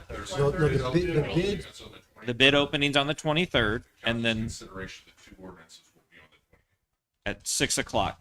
6 o'clock, right? We will have actual numbers. Yeah. That's why you postpone the approval for tonight until after the bid opening, so that they can call the numbers down. Okay, And then they have an opportunity to do that again before phase two actually kicks in. let me rephrase my request then. Can I get a commitment from the board that you will look at these developmental impact fees, which are legal, The system development fees. development charge? I have no problem. I will And commit to looking at Put it in those. the minutes that this will be done by a certain date. It doesn't bother me Yeah. to I consider. used to ask people, okay, what and by when? So by when will you guys have this looked at? Will you That- have that by the time the bids are complete? No, we Will you won't. have that done before the second phase of increase? Well, let's Yeah. find out what the process for that is first. It's still Yeah. not gonna change, you know, what they have to do. We can't bank on growth. I understand. Here's what I can. If you want a what and when, I think it's fair to say that before future developments are approved, which are ahead of us, which we aren't aware of at this point, I will look at those system development fees before another development is approved. That'll be one of the components of that approval that I would look ask at. that you look at that prior to the 2026 hike, Absolutely. and possibly, Well, the you thing, can't guarantee growth, I understand that, but what growth does come in, you can adjust accordingly and maybe right? reduce that 2026 rate a little bit. And That that'd make a huge. everyone up here is in agreement. that option will That's- absolutely be pursued That's the by Yeah, 2026 for sure. And that's in the minutes. Every Absolutely. customers will generate about another $100,000. Usually we just have to phase one. So, if we get 200 or 300 customers between now and 2026, and everything else sort of stays the same, we won't hit that phase two. It's good information. Okay, now, I appreciate you putting question and answer number 9, that you picked the financing that produces the lowest amount of interest. Now, I can buy a truck for 5 years, or I can buy a truck for 7. Yeah, I can speak to And the that makes bond. the payment Thank you. lower, right? Yeah. Have you looked at other extended, and it sounds like you already chose your financing option, so that may not be an option. We looked at bonds 20-year and 25-year are the bonds that we looked at. And the reason why we went with a 20-year bond was because it is a lower interest rate, but it also saves the town between $2 and $4 million in additional debt service. And so we could have gone 25. Here's what we could have done. We could have gone 25 years. We could have had a little higher interest rate, which would have also put another $2 to $4 million on our debt service. And the impact that would have on your monthly bill is $9. That would have been the difference. That's the question I'm asking. So my motion, and I made the motion for the 20-year bond issue, was my opinion was that the 5 years, the extra 5 years, plus the $2 to $4 million and higher interest rate wasn't worth. It's going to suck anyway. Wasn't worth the $9 increase or savings a month that debt service would add to this project. That was my question. It's good to hear that you. And an additional 5 years. So 5 years and total would have been 4,300, like 4.3 to the total debt that we would pay back during that time frame. The one I believe piece, that was 2 meetings ago. But one of the pieces about this, there's several that really frustrate me, is the fact that, as Chad mentioned, we are still paying on a plant that we're going to demolish. I did not want that to be a part of my legacy on this council, so that we're not passing the buck down even further. And so that's the decision that we made for the bond issue. I'm a recent influx to New Pal. Welcome. And when I was exploring the cost to move into the community, the $67 sewer bill was brought up. And at that time, existing people I spoke to said that was temporary and that's going to go down after a couple of years. And now I see it going up 46% this year and another 40-some% in 2 years. Yeah. So, yes. So you can understand the frustration, especially with all the Copperstone people that just moved in. Absolutely. I moved here a year and a half ago, so I'm in the same boat with you. Thank you. Thank you. I, No, did we're we not say that? guaranteeing the rates are going to go down. Great question. Yeah. Ma'am? I'm Penny and I live right here on Main Street. A little further down, I'm not going to give you my address. I just want to maybe put this in layman terms just for me because I have come to several of the meetings lately. So I feel like some of the stuff I don't understand.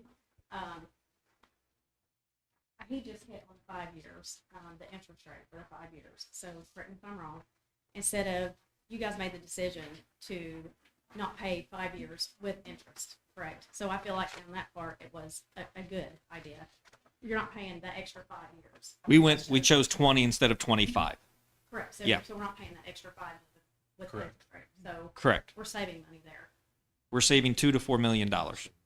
So And with the percentage that we got, we saved about, the interest rate, we saved about $1.2 million because of the interest rate we got. And Penny, we not for long, Yeah. we looked at a financing for 30 years. And I don't remember the exact number, but it was, I think it's astronomical. it was maybe $12 million more.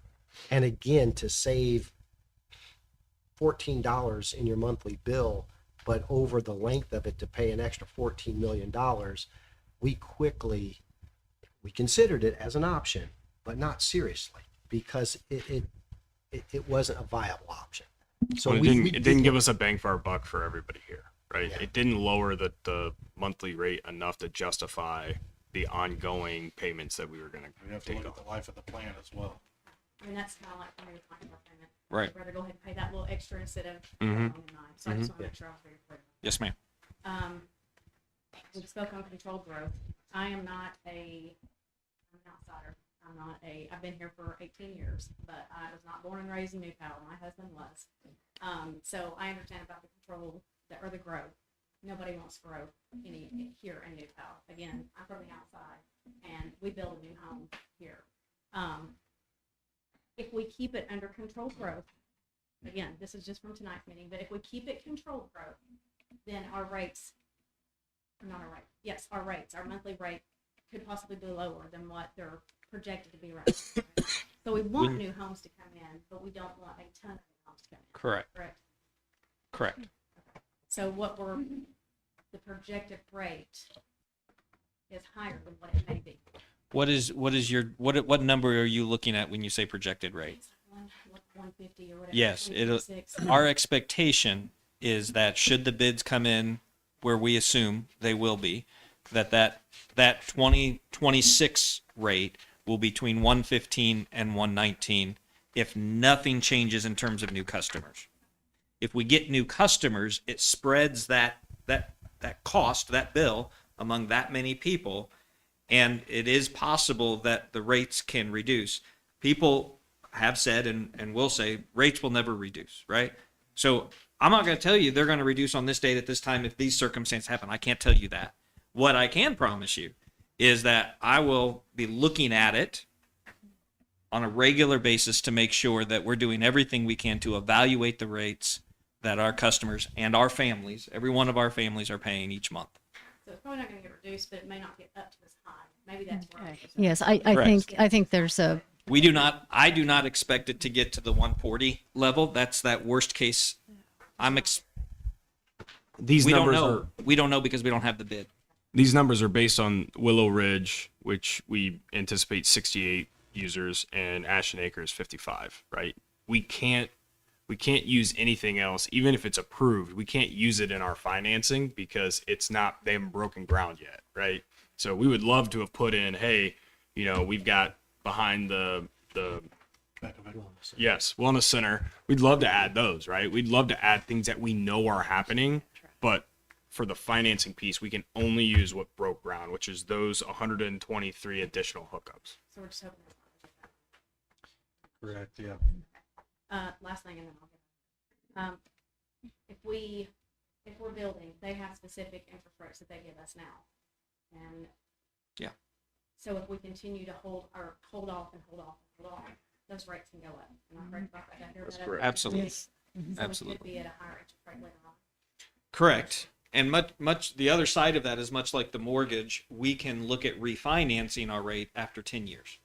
Is that correct? Am I remembering that correct? Yeah. So it's both end, right? We want to take advantage of the exceptional rate that we have below 3.5. And then after 10 years, we can look at refinancing if the circumstances are better than what we currently have. Thank you. Guys. Thank you. thank you.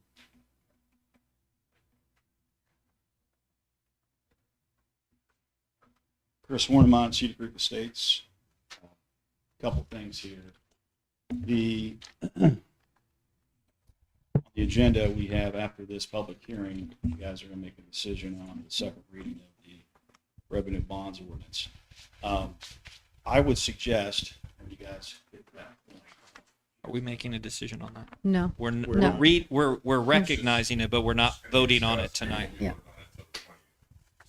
the second reading. Correct. Okay. So when you guys have the discussion at that point, I may suggest that you consider pausing this rate increase for 2 months. The reason I say that is because you've heard from the folks, a lot of folks here, it's the first notification they got, right? So obviously, you guys have acknowledged that that's a public relations problem on your part. So that's just something I want you guys to think about when you get to that point in the meeting.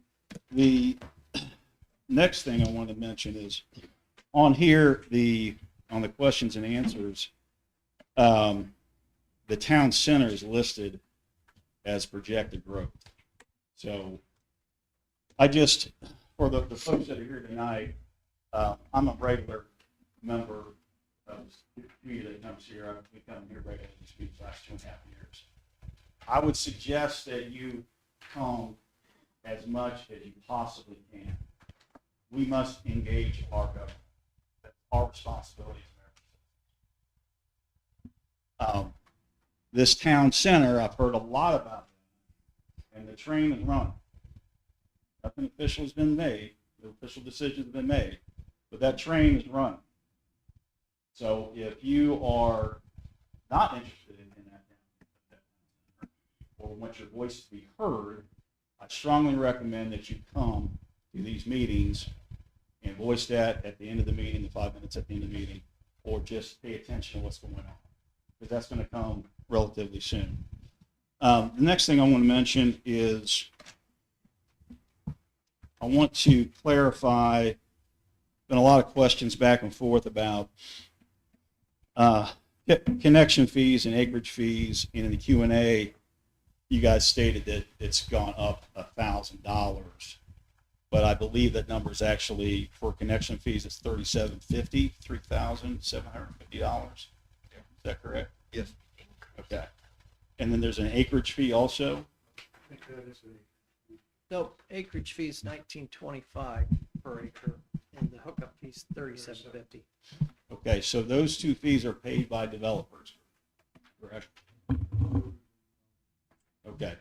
And so those fees, although I think I heard Ryan say that they do not go directly to financing, but they can accumulate, right? And you be used to defray the cost and drive the rate down over time. They've done that, but they've already used $1 million of those funds to buy down the bond. Right, right. So 2 weeks ago, the question was, can we increase these numbers even more? And I haven't heard the answer. I think Buzz spoke to those specifically, saying based on current projections, there could be reason to increase the 1975, maybe even up to 3,000 if we would choose to do so. Is that correct? So there's room to look at it, is what we're saying. Okay. Yes, we What are. I'm saying. The other piece is there is a limit, right, Buzz? There's a whole process, and we just can't go out there and say, hey, we're going to raise it to. We've got to have justification. Yeah, I can't go out there and say, hey, I'm going to raise it to $20 million. 21.488 million. We can't do that. So there's that like the we're looking one into property? that. Yes, like as much as we can, right? Everybody here wants us. No, it's not. No. Sorry, Chris. Go ahead. Yeah, we have to justify why we raised it, right? And it can't be because of the situation where we need to raise it. We're looking into Well, it. so Chad, we can't just say, okay, instead of $3,750, now it's $10,000. Right. I don't know what the number is. That's why we're looking Okay. into it. Yeah, I don't want to commit to the So number there's 'cause I don't some know kind what it of is. long algorithm that only these guys understand. Probably. Yeah. Well, I would suggest Governmental financing. would We're going to suggest- try to learn everything we can. I about would it. suggest that you guys, as leaders of the community, elected leaders, that you figure that out. Thank you. All right. So another thing I want to mention is a lot of folks tonight talked about, how do we get in this situation? So, and this is a song I've been singing for the last year and a half. So I've been advocating for an infrastructure plan. We have, when we reach subdivisions, we have what's called a fiscal plan. And that fiscal plan now analyzes the property tax impact and how much money the town's going to get, some other things. What we need is an infrastructure plan that describes sewer, impact on sewer, its impact of schools, impact of traffic, impact of police and fire. We do not have a plan to do that right now, as many of you are frustrated about. So I want to tell you that you're not the only one frustrated. I've been on plan commission last year or so. So this is something I'm working on. I've talked to Chad about it. I've talked to Terry about it. I've talked to Ethan about it. So we're working on it, or I'm fighting that along. And Ethan, what I'd like to do is, on your next meeting, Friday, the first Friday, November 1st, I would like to make this an agenda item. Talk about this infrastructure plan, if you're willing to do that. You're welcome to bring it up. Those, by definition, are to meet. I'm not going to have an agenda on those chats, but anybody who shows up is welcome to share any perspective or thoughts they have. That's the whole point of them. But to implement an agenda doesn't seem right for that venue. That's fair. Okay. So I just want to everybody to know that Ethan's done a really good job of outreaching to the community and trying to communicate better. I've been coming to these meetings the last 2.5 years. He has every Friday, the first Friday of every month, he makes an announcement of the prior meeting of where he's going to be. I encourage you guys to come to that meeting and talk to me. I'm going to be there November 1st. Where is it? We'll go with Don't put him on the spot. He'll say it next time. Tias. Bill wants to go to Tias. Tias. Usually it's based on, we don't get a whole lot of people in that conversation. I'd love a lot of people, and that could help define the place. But we'll go back to Tias. They're always a Okay. good host with good food. So Tias, anybody wants to talk about this infrastructure plan, Better write that down. come to that meeting, because I'm gonna be bringing it up. Might want to let Tia know as well. And so Big table. one of the questions was, the Keller development. I was on the planning commission for that, and I did not recommend that. I was a no recommendation on that because of this very reason, because there was not an assessment on the sewer and what impact that would have. So I left that to recommendation to and I wasn't the only one on the planning commission that voted that way. So, Which development was that? the Keller development. Ashton Acres. The Ashton Acres one. Thank you.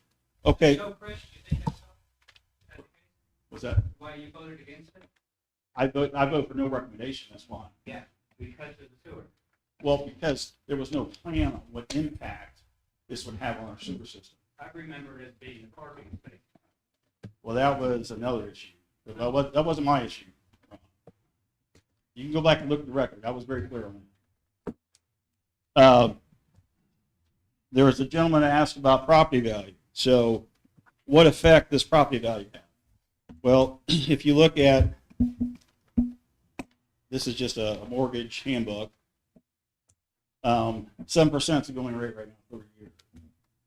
So $50 is essentially $8,000 in value.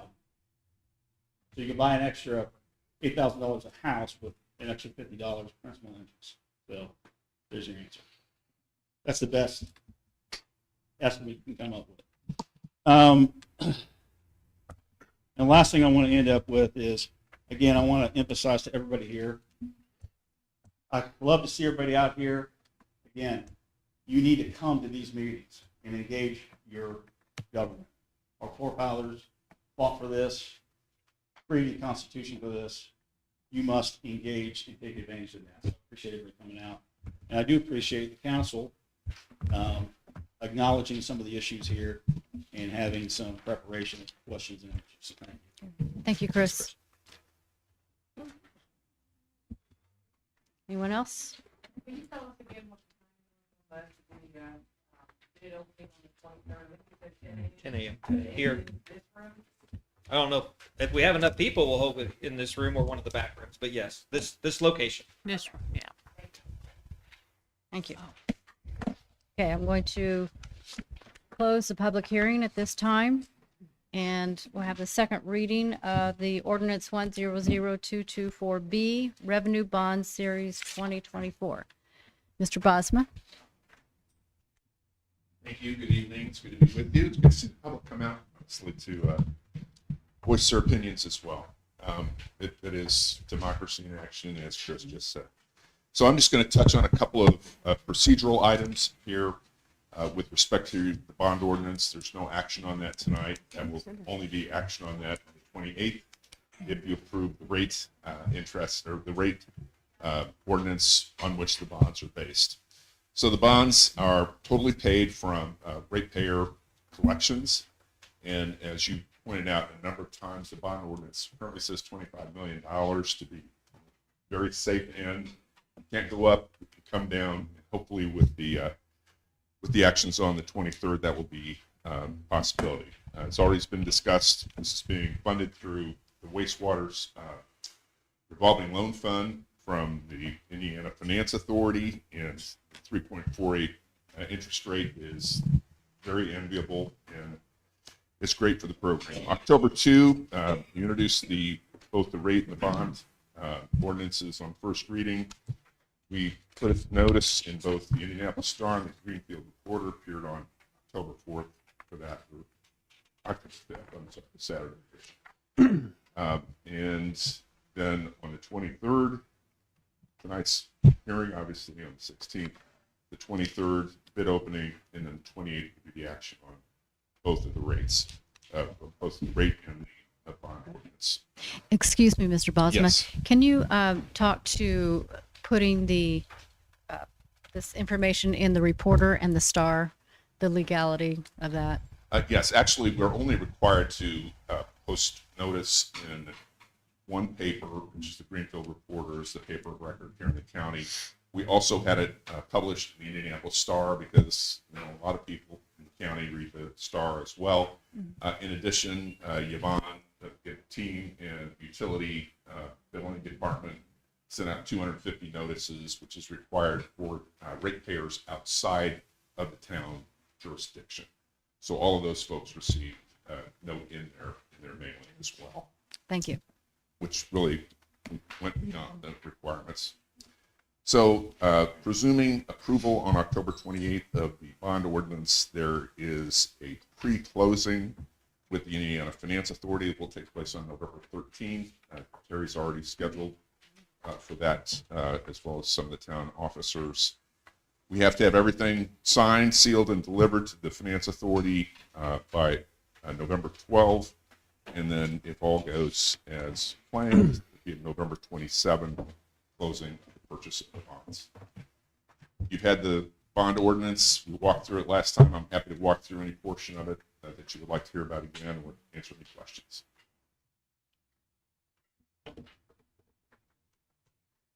Yes, sir. Thank you. Thank you very much. Thank you. New business.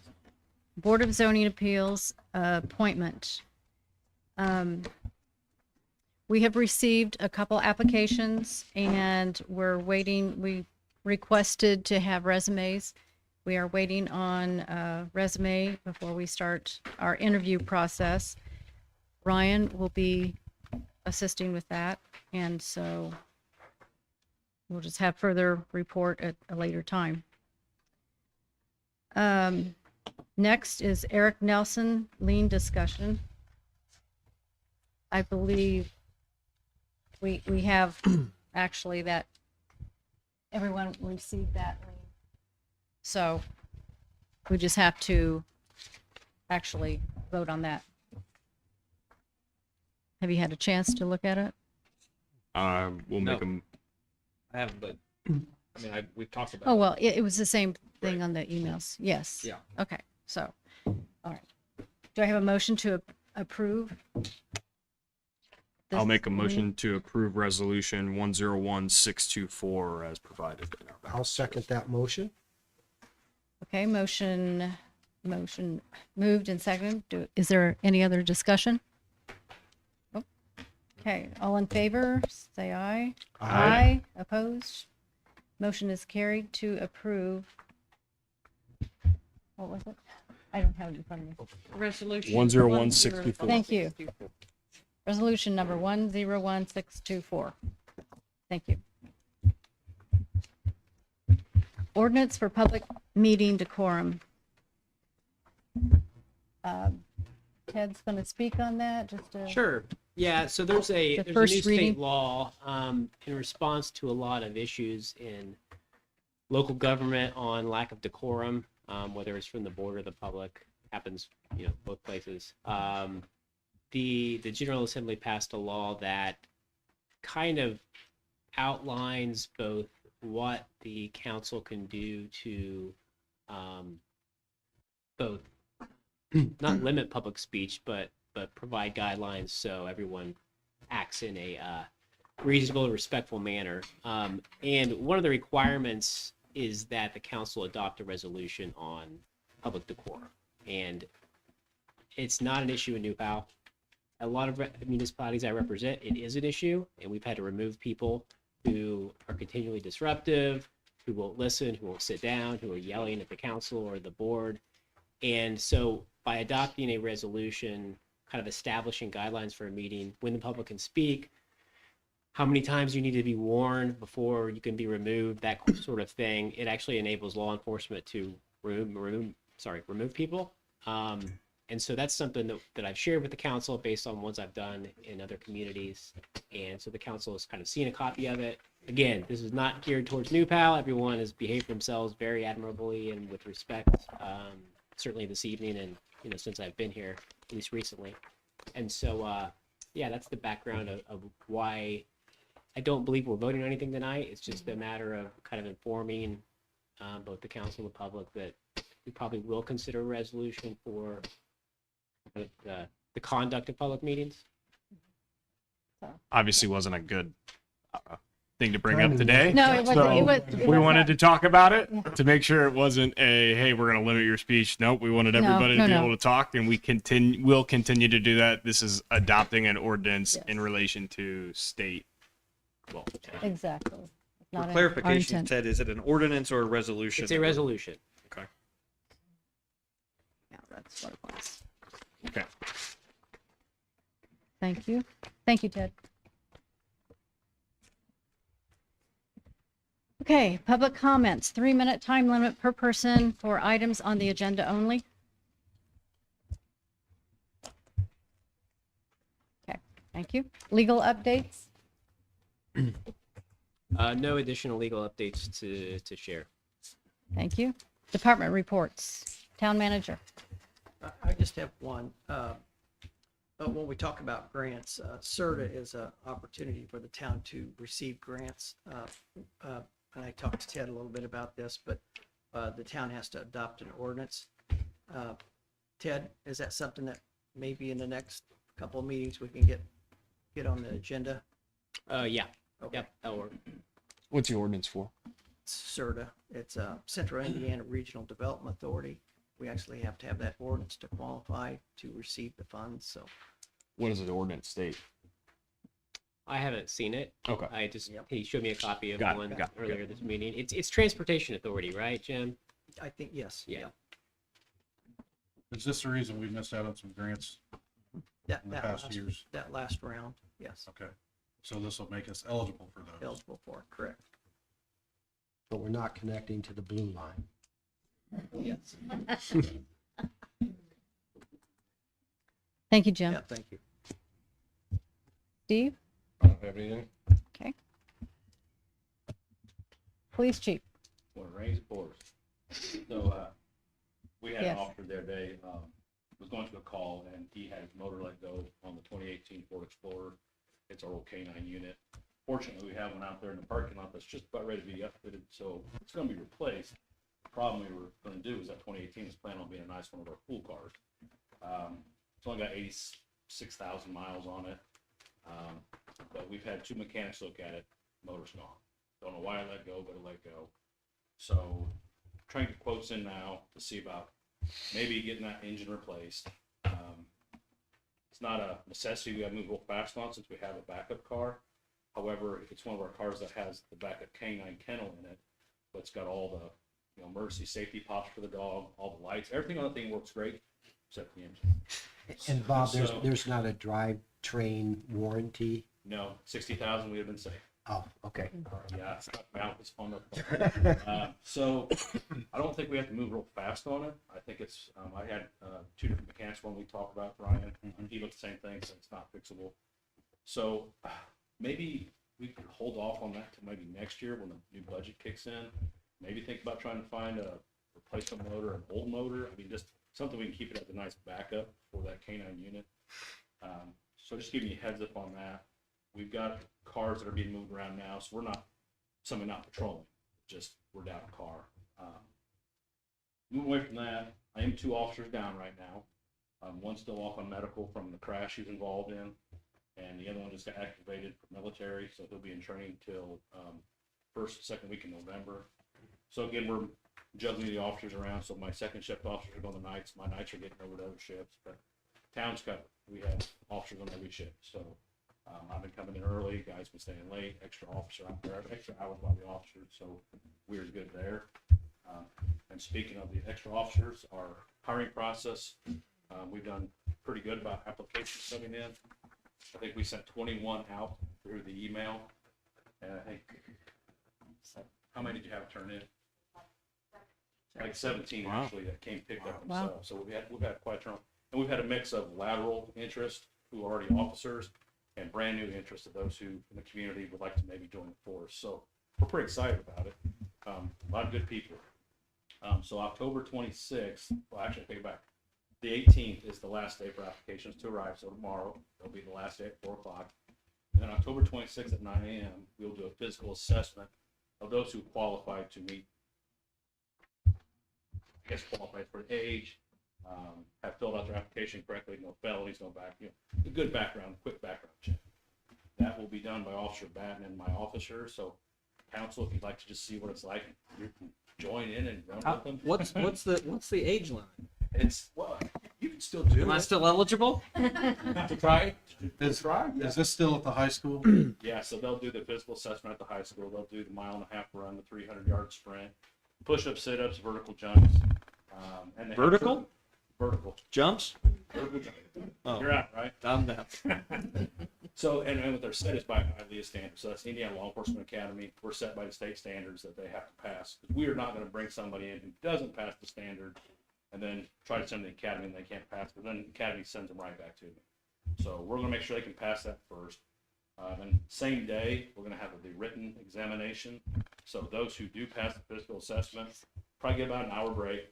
We're going to come back here to our area here and we'll do a written examination for those. And then, again, this is part of that long, drawn-out process where once those assessments are all done, we do our background investigations, at-home interviews, I guess you call it lie detector, stress analysis test. We want to make sure whoever we're bringing on to our department, I feel safe going into your home or your home or your home. So it's a big process, but we started it. So, again, next Saturday, 26th, if anybody wants to come watch people run push-ups and sit-ups here. 9 a.m.? 9 a.m.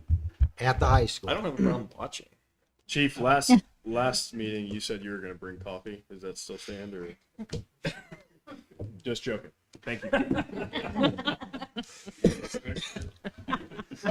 Chief, I think that's a great idea to keep that K9 car as a backup. It's already outfitted. We know outfitting those are expensive. Oh, absolutely. So the cost to maybe replace the motor, we've kind of speculated what that might be. Get some quotes back. Yeah. If the vehicle's still in good, sound shape, doesn't make any sense to me, because that would be a great backup K9 vehicle in case there's an issue with the new one. 100%.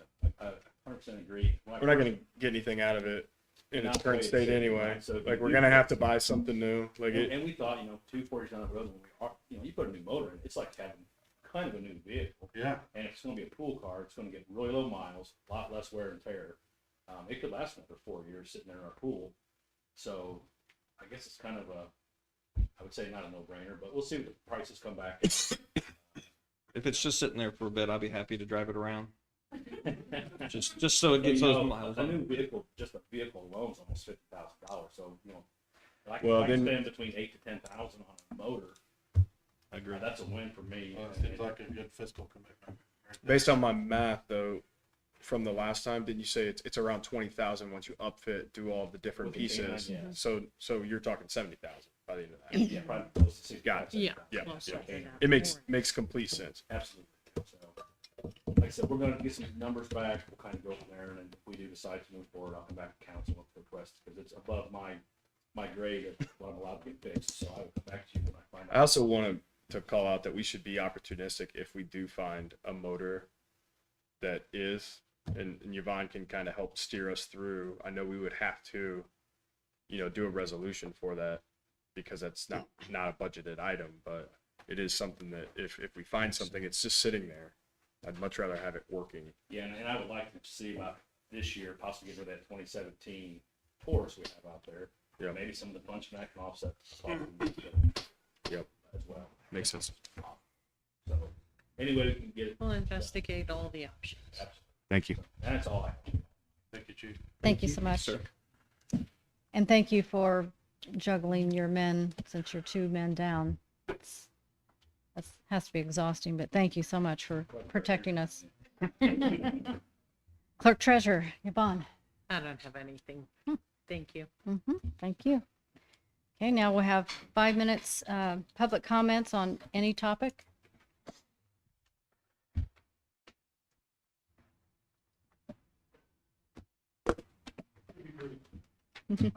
Orland Vogler on 400 South.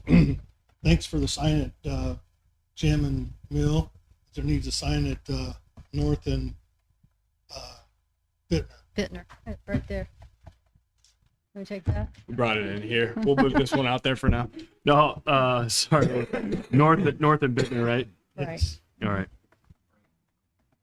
Thank you I for, felt really good. You know, last time we solved one problem, but hey, we got another one. We'll figure that one out.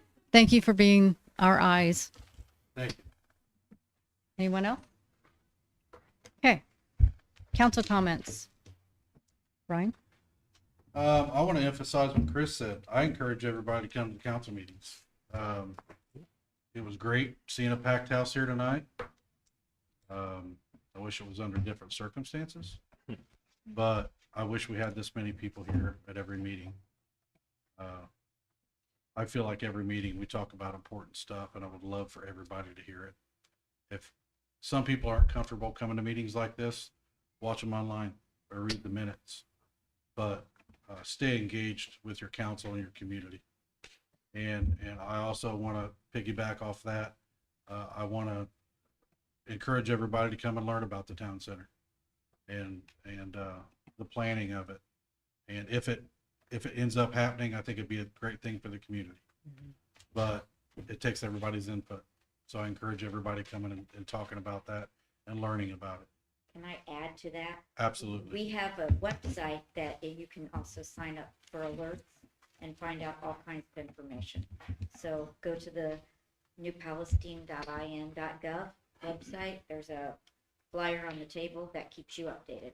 And I want to speak to that. We did get a new website, and you did a great job with that. Still working out the bugs on it. It's not perfect yet. Still trying to navigate through it, but it's a good starting point from what we had. Just want to thank everybody for coming and being patient with us. Again, we've only been here 10 months. It's been a learning process. I've never been on a council before. So walking in day one, I've had to learn a lot. So it still learning. So I appreciate the patience with us. We're going to make mistakes. We're not perfect. Everybody makes them. All we can do is try to learn from those and get better. So I just appreciate your patience. Thank you. Ethan? Yeah, I'll echo what Ryan had to say, and just simply recognizing the same heart and passion that we had so many people out this evening is the same heart and passion that I serve, and I know that my fellow council members serve as well. And it's a joy and a privilege to be able to serve the town with this group of people. We talk about a lot of the team effort and what it means to do things. I know the last week or so, there's been a lot of information that a lot of different people has tried to get in relation to sewer rates. And I just want to appreciate the staff here at Town Hall who gets calls, who gets emails, who gets walk-ins, especially a lot this week, trying to deal with some frustrations and some questions that we may not have all the answers to, but are gracious and considerate and available to our town. And I think that our residents need to realize what an asset this team that works in this building and this community is. So I want to thank you all for being here and being available for our town and our community to stop whatever you're doing to ask or to answer or try to answer whatever questions that they may have. I've seen you do it, and I know you do it. So thank you. I guess I'm going to be at Tia's on the 1st of November for the council chat. So who's joining me? Bill's joining me. Unless somebody. I got the last one. You can get it. I have work. I will offer, there's Got been a couple something. comments about council chats not accessible on the first Friday at 8 a.m. for everybody. I recognize that. I will look at my calendar and try to introduce a council chat at some point in the evening where it may be more accessible for our community. So it's not that I'm going to take away for the first Friday. I think that's a good time and an opportunity for some of our community. But no matter what time I would choose, there would be people who couldn't come. So I'll try to expand and add some chats throughout the year when I can. The limitation that I hope most understand is that only 2 of us, because of open door law, can be at a chat at one time. And so I commit to being available and at these for our community, but we'll try to increase the number of those chats that we can to make it more accessible to you all. That's all I have. Thank you. Chad? Maybe I'll look to do like a council, have a beer with the council, and then I'll just go to the pub and everybody meet me there. No. I've actually thought about It's an option. Ryan and I are going to run with that one, so stay in tune. Yeah, a lot of people show up to that one. Thank you guys for coming out. Everybody said it. Not going to belabor it. It takes a lot of people. There's a lot of research that goes into this. There's a lot of people that we lean on to help us make these decisions. It's not easy to just show up, read the packet, and say, yep, I'm fully understanding everything. So there's a lot of work that I think goes on behind the scenes. So appreciate your guys' engagement. Please continue it. It was a little sad that as soon as we start to go into our normal operating procedures, everybody left, right? Like that's where you start to hear about this information. This is where we talk about future things and talk about those things that are upcoming. So those of you who do attend all the time, I really appreciate it. Those of you here for the first time, thank you very much for being here. And then Mark's 30th birthday is today, so I didn't want him to walk out without everybody saying, Happy birthday, Mark. Birthday, Mark. That's all I got. The number. Thank you. Bill? I want to recognize, Terry and several other people from the town, myself included. We went last week to the AIM City and Towns Conference in Fort Wayne. We were able to attend several sessions that discussed on planning and financing of large municipal projects like our town hall. A lot of work and dedication and sacrifice. It would have been easier to be in town hall, but 3 of the employees went to that conference as well because knowing the importance, we are in the planning stage, and hopefully this isn't a surprise that we are looking at a town center that will include a park, an amphitheater, some amenities, a new town hall that would also have some retail, some living mix. A lot of other towns are doing that. We're not doing it because everybody else is doing it, but we're doing it because it will be a huge asset to the town. But to do a big project like that takes a lot of planning and effort, and we're learning from other places who have done projects. We're not unique. We're not the only one. We're certainly not the first one. So, but taking that time and investing that time to learn the process so that hopefully we can avoid some of the problems that other communities have encountered. That's just part of it. So I definitely wanted to thank everybody for going to that. Also, thank you for everybody who came tonight. And it would be great, not because there's a controversial issue. That's not why we want folks here, but because there's interest in what we're doing, because every decision that we make has an impact on everybody, ourselves included, but everybody. So we certainly welcome the input. So thank you. That's all I have. Thanks, Bill. And I want to go off of one of the things that you said is talking about the town center and the amenities that it will have is we'll have more restaurants. And evidently we need more restaurants because when I was reading comments on the social media, people were saying, oh, go here, go here, go here. And it wasn't in New Palestine. And we want to keep our business local. So town center will be a good thing. We need the infrastructure. The kids in this town need somewhere to go. So I think it's going to be a really good thing. I too want to thank everybody for attending and being patient with us. We are learning. I'm sorry we don't have answers. I'm sorry that the sewer rate is, well, we don't know exactly what it is yet, but we're trying, and like we've said, it was kind of put in our lap, but we're handling it the best we can. And again, we appreciate you. So with that, do I have a motion to adjourn the meeting? I will make a motion to adjourn. I'll second it. Okay. All in favor? Aye. Aye. Meeting.